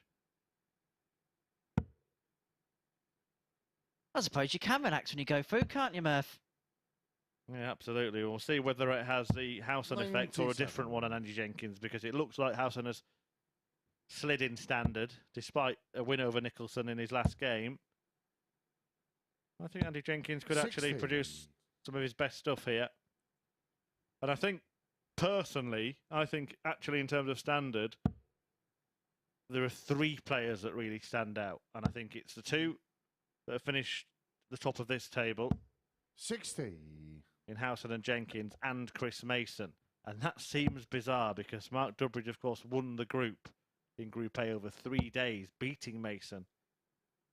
But I think Tony O'Shea's right. I don't think we've seen the best of him. I think he's right in saying he's never really played well at the Super Series, but it's not a bad habit to have, is it? To keep qualifying for finals night without playing well. And it is all on the night. And we know that Tony O'Shea is more than capable, as are any of the players, of putting a good run of 4 matches together to take the title. Completely agree with your thoughts and opinions on that, 45. Murph. I think there are 3 standout names, as you mentioned, in this field.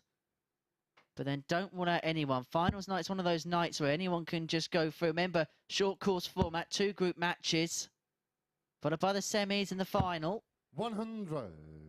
So just to reiterate, it is this man, Andy Jenkins, Richie Howson, Tony O'Shea, Mark Dubbridge, Chris Mason, and Gary Robson, your finals 90. night field here Paul, at the you Super require Series. 104. Action underway from 10 p.m. live on Sporty Stuff TV on Saturday night.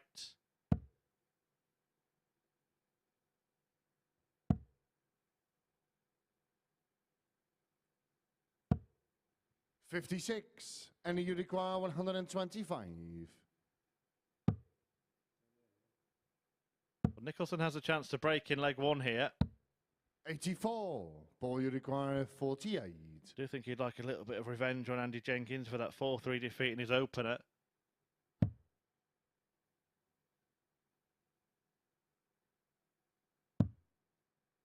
Double 8.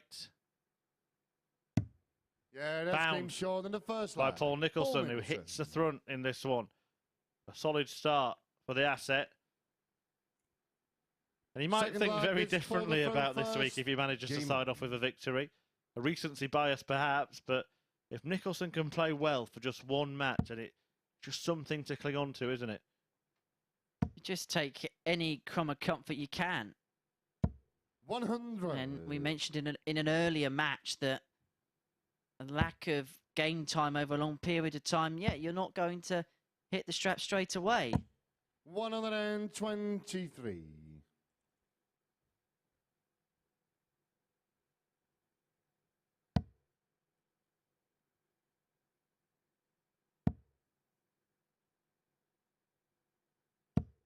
The frustrating thing for Paul Nicholson will be those defeats to Wes Newton.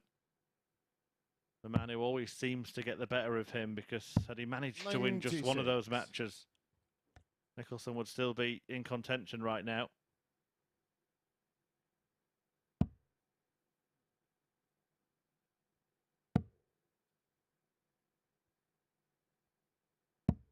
$45. And the thing is, Nico can now just leave everything out there. Just try and empty the tungsten tank. 100.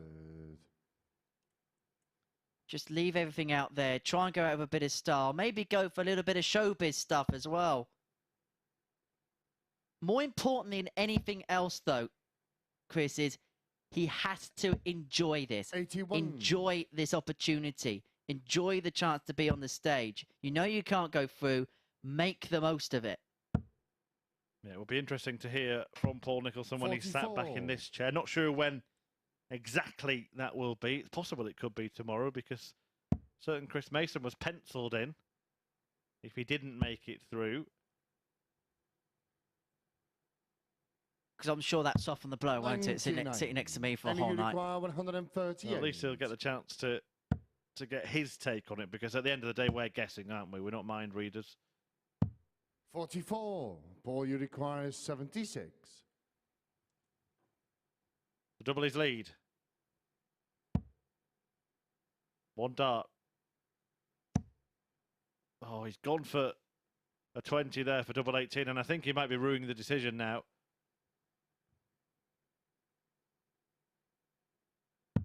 $44. Any you require 94.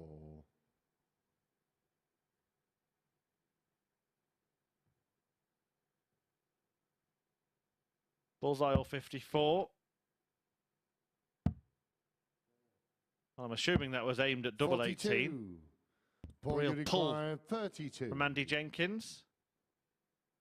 And Paul could step in with this double 16 for a 2-0 lead. No score. Not now, Paul. And you require 52. Double 16 now the target for Andy Jenkins. On the wire. Yeah, and that's in the been bed. short in the second And line. Paul Nicholson Andy Jenkins. could have been halfway home. It's an apology from Andy. We call that the Mason these days. He started apologising for winning legs. Third leg, it's Andy to throw first. I don't think he'll be apologising for winning any legs tomorrow night. I think he is going to relish the crowd. He is going to relish the atmosphere. And he's going to relish the music and the lights and the camera and the action. The whole showbiz effect of Saturday night at the Super Series. Well, the thing is, Chris Mason's the biggest name there, isn't he? He's the 59. best known personality in the field, but by his own admission, they all know him as a commentator, not as a darts player. 60. Much of the crowd will have never known the levels that Mason used to reach. And it may be a surprise to some of them to see what he's done this week. It may be a surprise to himself, although I'm not sure I'm buying that. I'm not buying it. Look, he didn't know he was going to take it onto the stage, but he knew what he was capable of. He played in a seniors warm-up event, didn't he, last year? And there was a average 60. somewhere above the ton, wasn't there?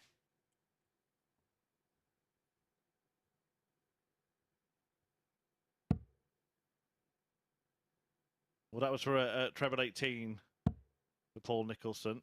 Some tired darts early 44. in the morning hours here at the Super Series. And it's going to be difficult, isn't it, to keep the full focus and level when there is 40. nothing to play for other than pride. No such thing as tiredness in the commentary box, though, Murph. Like Duracell bunnies, you and I. A fitting description for one of us. 40.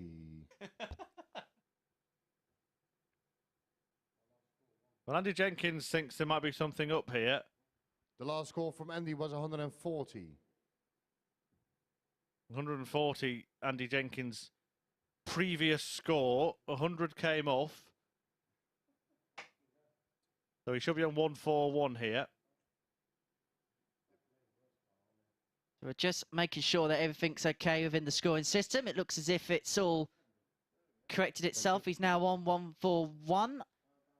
That should be all good now. I think he gave a little thumbs up there to the screen, Andy Jenkins. Didn't really matter, Andy. I know he's 22. good, but even he can't take out 181 in 3. 4 you require 118.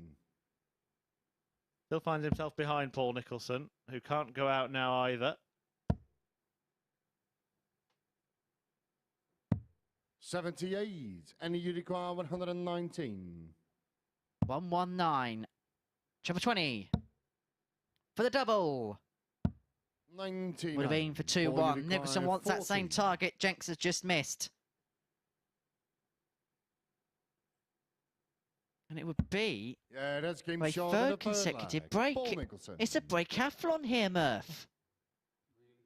Oh, I wonder whether a point's been left in the board as he's achieved it. So a point's come out the board. So there's going to be some running repairs here from the asset who throws first in the 4th. Well, that is a bizarre moment as we head down to the table. Nicholson running some repairs. This is one of those. He's just changing the dart, isn't he? I think he's got spares. Paul Nicholson.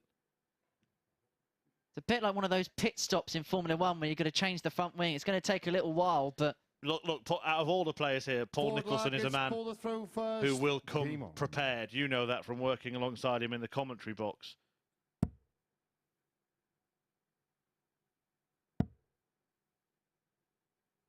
We have seen scenarios where players haven't come prepared. I recall one with Mark Walsh against Justin Pipe at the Ali Pally. A broken dart for 28. Pipe, and he didn't have a spare set and had to borrow one of Walsh's spare sets. So he's throwing 2 of his own darts and 1 of his opponent's.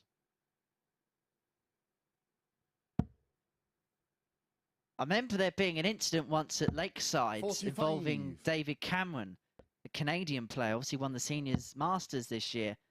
And basically he had a problem with luggage.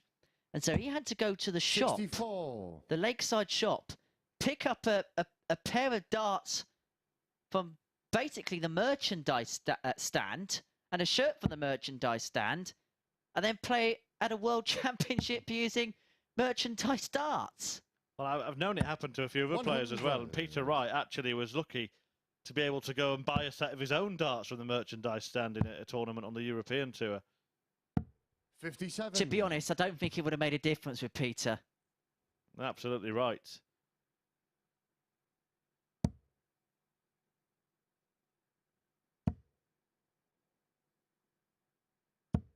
$140.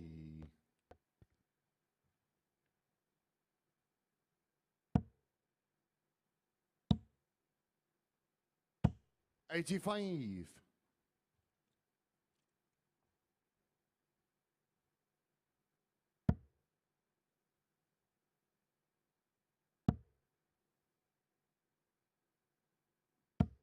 41. So Nicholson first to finish on 134. Jenkins back on 267. 45. And it is one of those tired matches at the end of a long stint. Although both of these players have actually come into this group on Thursday and Friday respectively. 134 for Nicholson. Jenkins back on the Benno. 38. Choo, choo, choo.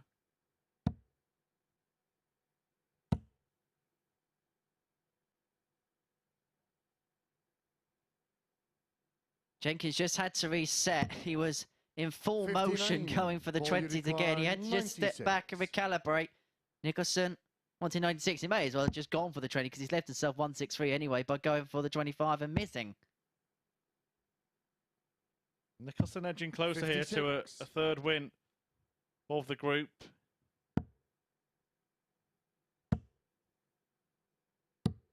$65. Double top to get a third leg of the match.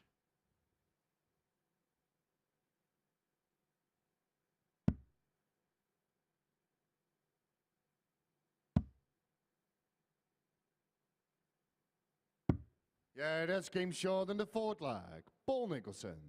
So Nicholson one away against Andy Jenkins, who has the darts in the fifth. Fifth leg, it's Andy to throw first. Game on. Well, that makes decent reading. Something we said to cling on to. Hitting a little over a third of his double attempts in this match, Paul Nicholson. Andy Jenkins exactly a third of his 3. But Nicholson buying himself more opportunities. 100. What will this do for the Nicholson confidence? Just the fact that he's finished with a win. 46. He's got himself on 6 points. Yeah, I don't think it really matters. I think it'll be a while before we see him play again, to be honest.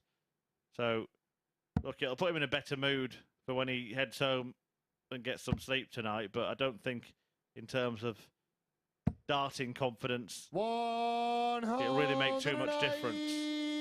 What it might do is just keep the flame burning. Because 44. if he'd had a total disaster, if he'd been wiped out in every single match and not done anything good, you might have seen him put the darts away for an even longer time than he has this time around. Maybe never to be seen again. So I think one thing it has shown Paul Nicholson is he can be competitive against this level of players at the moment. It's difficult. Wes Newton spoke about it in an interview earlier on when you've been so much higher, when you've achieved more than many of the players that you're playing against. But he might be signing off with a very welcome win here. And who knows, the odd leg here and there over the course of the last couple of nights could have meant that this win would have kept him in the race. Small margins here at the Super Series. 100. So can the asset round off his campaign with a win? 68 for it. 16 or 8. Double 16.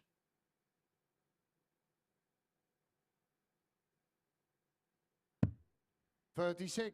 And Jenkins is back for 141. Something just bothered Paul before he released that last dart. Had to check his grip or his point or whatever it was. Just a little 90. unsettled with the final darts. But he is back with 3 in hand to get the job done. Andy Jenkins already through. Paul Nicholson already out.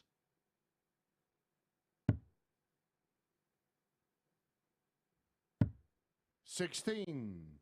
And he's not yet 51. Over the line in the match. This would be a still for Rocky. Two 16s. Yeah, that's good. First Short dart and in a good hand. flag. Andy Jenkins. But now Nicholson will have the opportunity to throw for the match. 6 flag is Paul to throw first. Jenks thought he was throwing Game first. Stand back, Andy. He even thought it was called Paul for a moment there because Marco Meyer called out it's Paul to throw first and step forward Andy Jenkins. Can the real Paul Nicholson please stand up and get to the hockey? It's him who's throwing first. 60. Now you can throw, Andy. 13.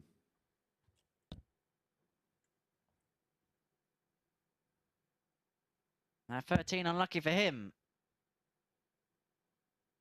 One more game after this for you this evening. Richie Howson takes on Tony O'Shea. Both of those players are through, so it is a Super Series victory lap for the pair.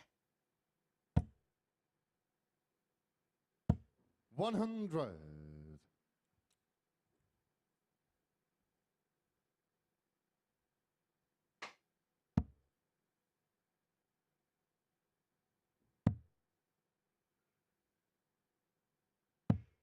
$58.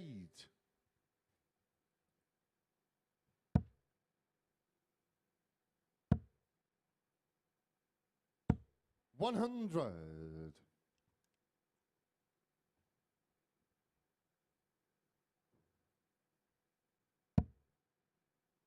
Ideal first dart for Nicholson. 100. And of course, if you are tuning in to us at this late hour, do get in touch with us. Myself and Murph will answer your questions between now and 41. close of play. At MSS Darts on Twitter, Facebook, Instagram. You can get in touch with myself at H_Deacon Media, at Chris Murphy 180 there as well. We'll answer some of your questions in our 43. final game of the evening. Do get involved with Jack us. 58.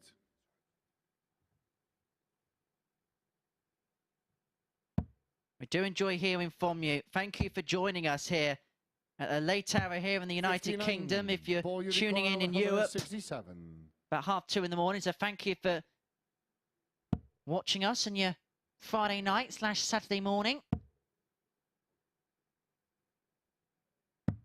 40. So 1-2-7 and game for Paul Nicholson. In his last darts at the Super Series, for how Ball long you require 127. remains to be seen. It's a step, maybe, in a direction to yet of which we do not know the destination. 95. And you require 88. First outing in almost 3 years for the asset in competitive tournament darts. Is there another leg for him to play? Yes, there is, because Andy that's a Jenkins. brilliant bullseye from Andy Jenkins. Even Paul Nicholson affords himself a little chuckle. 7-10 final leg. It's Andy to throw first. The feeling Game of on. course. Of course. And we go all the way. Look, we'll let you into some trade secrets here, ladies and 83. gentlemen. When everything's settled and we know exactly what's going to happen, and it's late into the night, we sit in these chairs, and sometimes if a player wins the first leg, you kind of want them to win the next 3 so you can start to think 17. about going to Slumberland. And probably part of the Paul Nicholson chuckle is he knows that he's responsible for us having to work overtime this 44. evening. I don't know what you want about. I'm enjoying your company, Murph.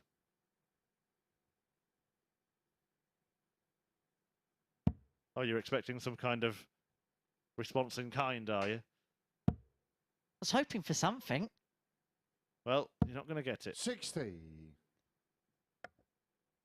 Okay, I've been told.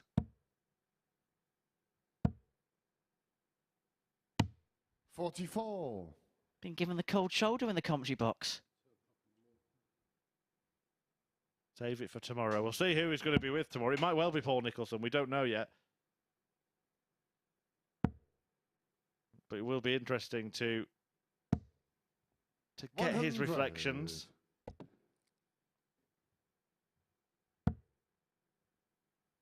It would be kind of typical for him to go on and lose this game, wouldn't it? 134. The way things have gone for him over the last couple of days.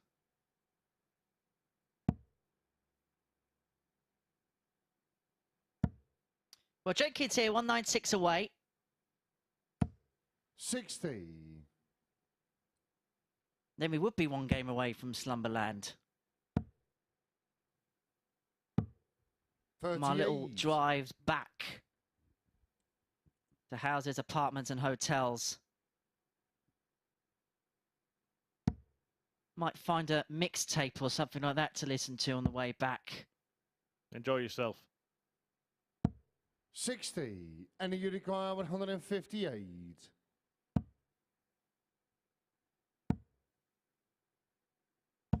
Well, Paul Nicholson have been enjoying himself for much of this match. Not sure he's got that feeling anymore. Still a big hit. Can give him a chance, but has to rely on Jenkins missing now.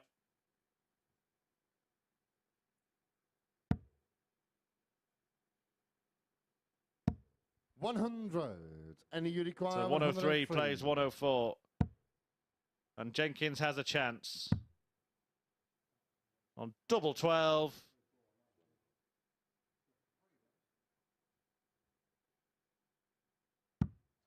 And there it is. It's typical, isn't it, Paul? Andy Jenkins. Well, he was looking like signing off with a victory, but in the end, he loses out to Andy Jenkins. And Rocky will be back on the hockey tomorrow evening. He will be at finals night here in Portsmouth. Paul Nicholson bows out. Of course, he's going to be back at the Super Series in the commentary box. But when he plays again, that remains to be seen. One more match to come. The table topper, Richie Howson, against a fellow player through to Saturday's session in Tony O'Shea.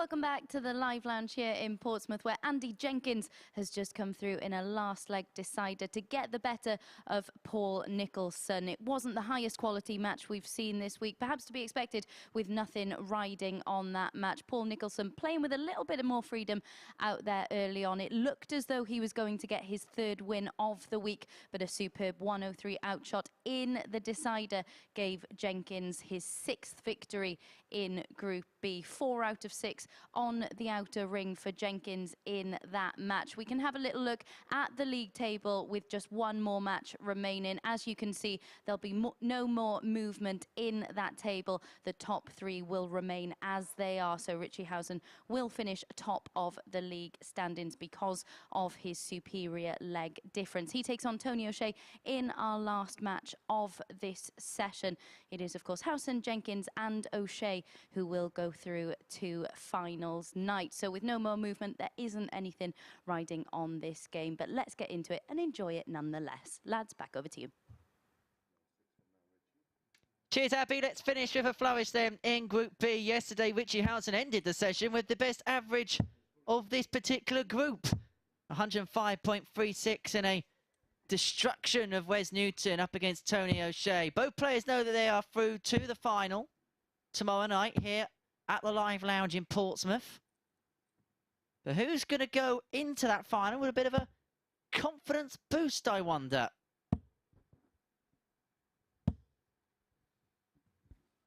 They'll have to get this one going. The last match of Group B. A reminder that the venue behind the players will be full of people sat on those chairs is Richie to throw and first. tables, enjoying darts in a different way. The intimate VIP experience that is a Saturday night at the Super Series is available for free as well. Tickets can be booked via dartshop.tv. 140. You can be here as soon as this evening or next week at Champions Week, where there's a special extra incentive 60. as well. Tickets for the Untouchables event in Portsmouth. Anybody who can get here for that, it's in December at the Portsmouth Guildhall, featuring some of the world's top professional darts players. And if you come next Saturday 100. for Champions Week finals night, you will get not only free entry to this experience of darts, but complimentary tickets to that one as well. Well, not just that, because why not, whilst you're here, next Saturday, come here for the finals, get your free ticket to the Untouchables on the Friday night, and then pop down to the Live Lounge on the Saturday. Couldn't think of a better weekend than spending it at the darts. We get the pleasure of doing that most weekends, Murph. Yeah, looking forward to it. Unfortunately, myself, I won't be here for finals night on Champions Week. We'll be doing the first half of the week from the commentary box. Require 121. I'll certainly be tuning in.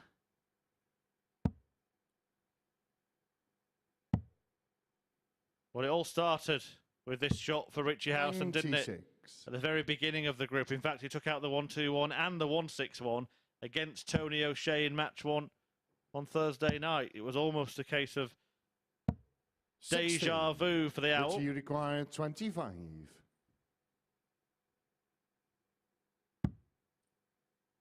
And perhaps it's not a surprise that as the evening goes on, Richie Howson gets better with a nickname like the Owl. Yeah, that's game short in the first The Owl leg. has been on the Richie prowl Howson. in Group B, and he takes the opening rubber against O'Shea, who will join him in the Second final leg, tomorrow it's night. Tony to throw first.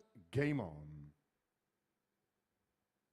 How much would a good performance from either of the pair just put them in good spirits ahead of the final tomorrow? 180. What they can do is make other people sit up and take note. Look, Richie Howson has already been spoken about, as is Chris Mason, but nobody is talking about Tony O'Shea, despite the fact he's 60. in the field. And if he can produce something special here, then maybe there will be. Very special. 81. I wonder if we've had some late night darters here at the Super Series, or the Live League in its previous guide. I'm not sure there would have been a later one than that. 180. I tell you what, this is a quality contest to end the group.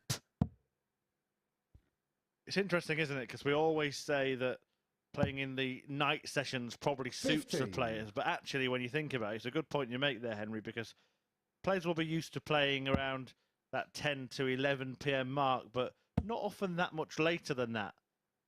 So playing at this point is alien to many of them.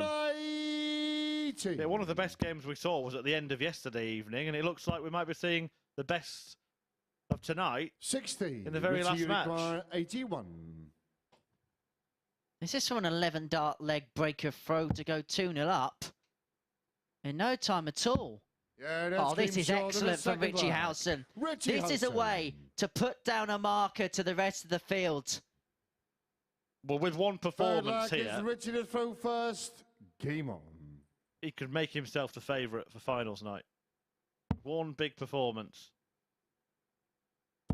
And we speak about recency bias. He'd be the last 60. man to win in this competition, so everyone would be talking about it. It'd be the most relevant game in people's minds. Mark Durbridge got through on 40. Wednesday after winning Group A. Chris Mason followed, along with Gary Robson this afternoon from Group C. It's Howson, Andy Jenkins, and Tony O'Shea from Group B. They are your Super Six.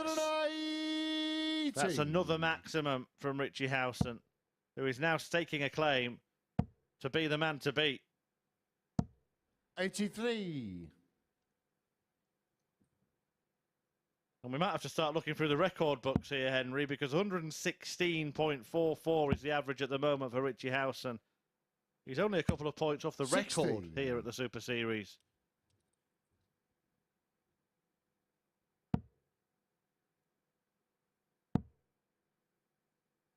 I know that conversations 82. will be had as to who the favourites and who the shakers may be tomorrow evening.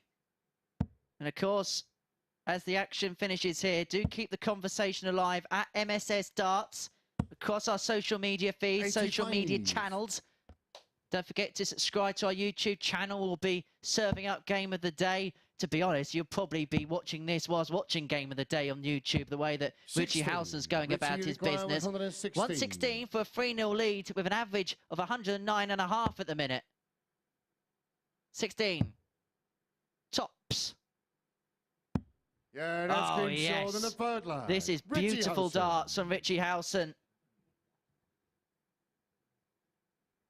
Forward leg, it's Tony to throw first.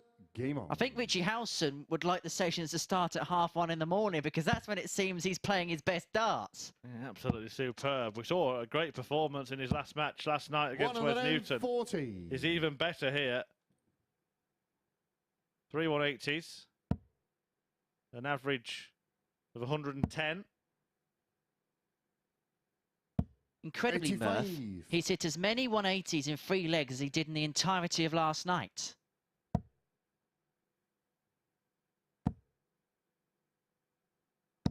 And O'Shea gets in on the act as well. That's his second. 80.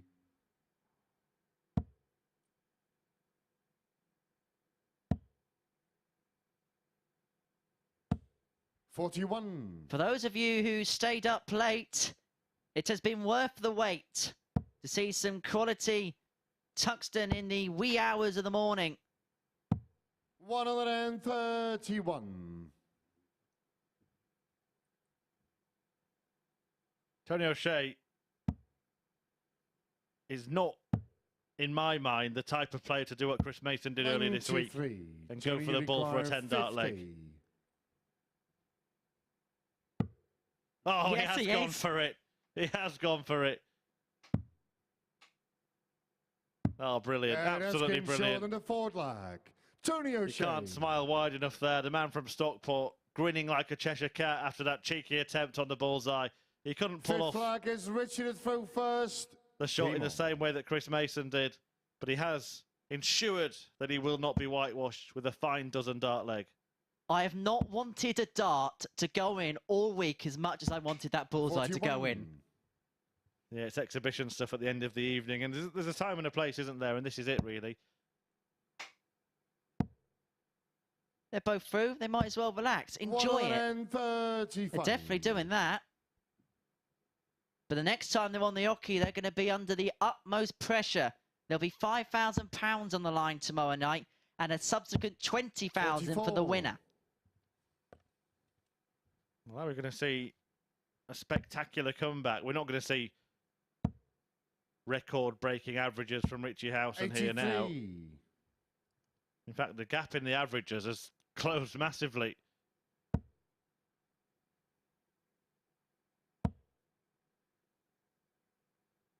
Still the 45. best standard we've seen tonight. Always worth staying up right until the end. You never know what might happen. We were almost treated to that brilliant 10 darter on the ball from Tony O'Shea. He was thinking about a visit to his beloved Stockport County just an hour or so ago. Instead, he'll be on that stage again, fighting for a £5,000 first prize. 180. He's going to have to find some other football to watch tomorrow. Big FA Cup tie happening locally tomorrow, actually. 38. But the big occasion is the Super Series finals tomorrow night. Both of these men will be here. They will be in the final. Can O'Shea get a 160 for Will Ruth Fraser with Richie back on 60? No is the answer. And so Howson returns to 60 to seal the win. And for the second night running, cap off the best display for the last game of the night. And there it is. Richie Howson is a 4-1 victor against Tony O'Shea. Both of these men will be through to tomorrow night's final. And they'll be hoping to replicate a lot of the elements from this game in that particular occasion tomorrow. Richie Howson with an average of 98.07.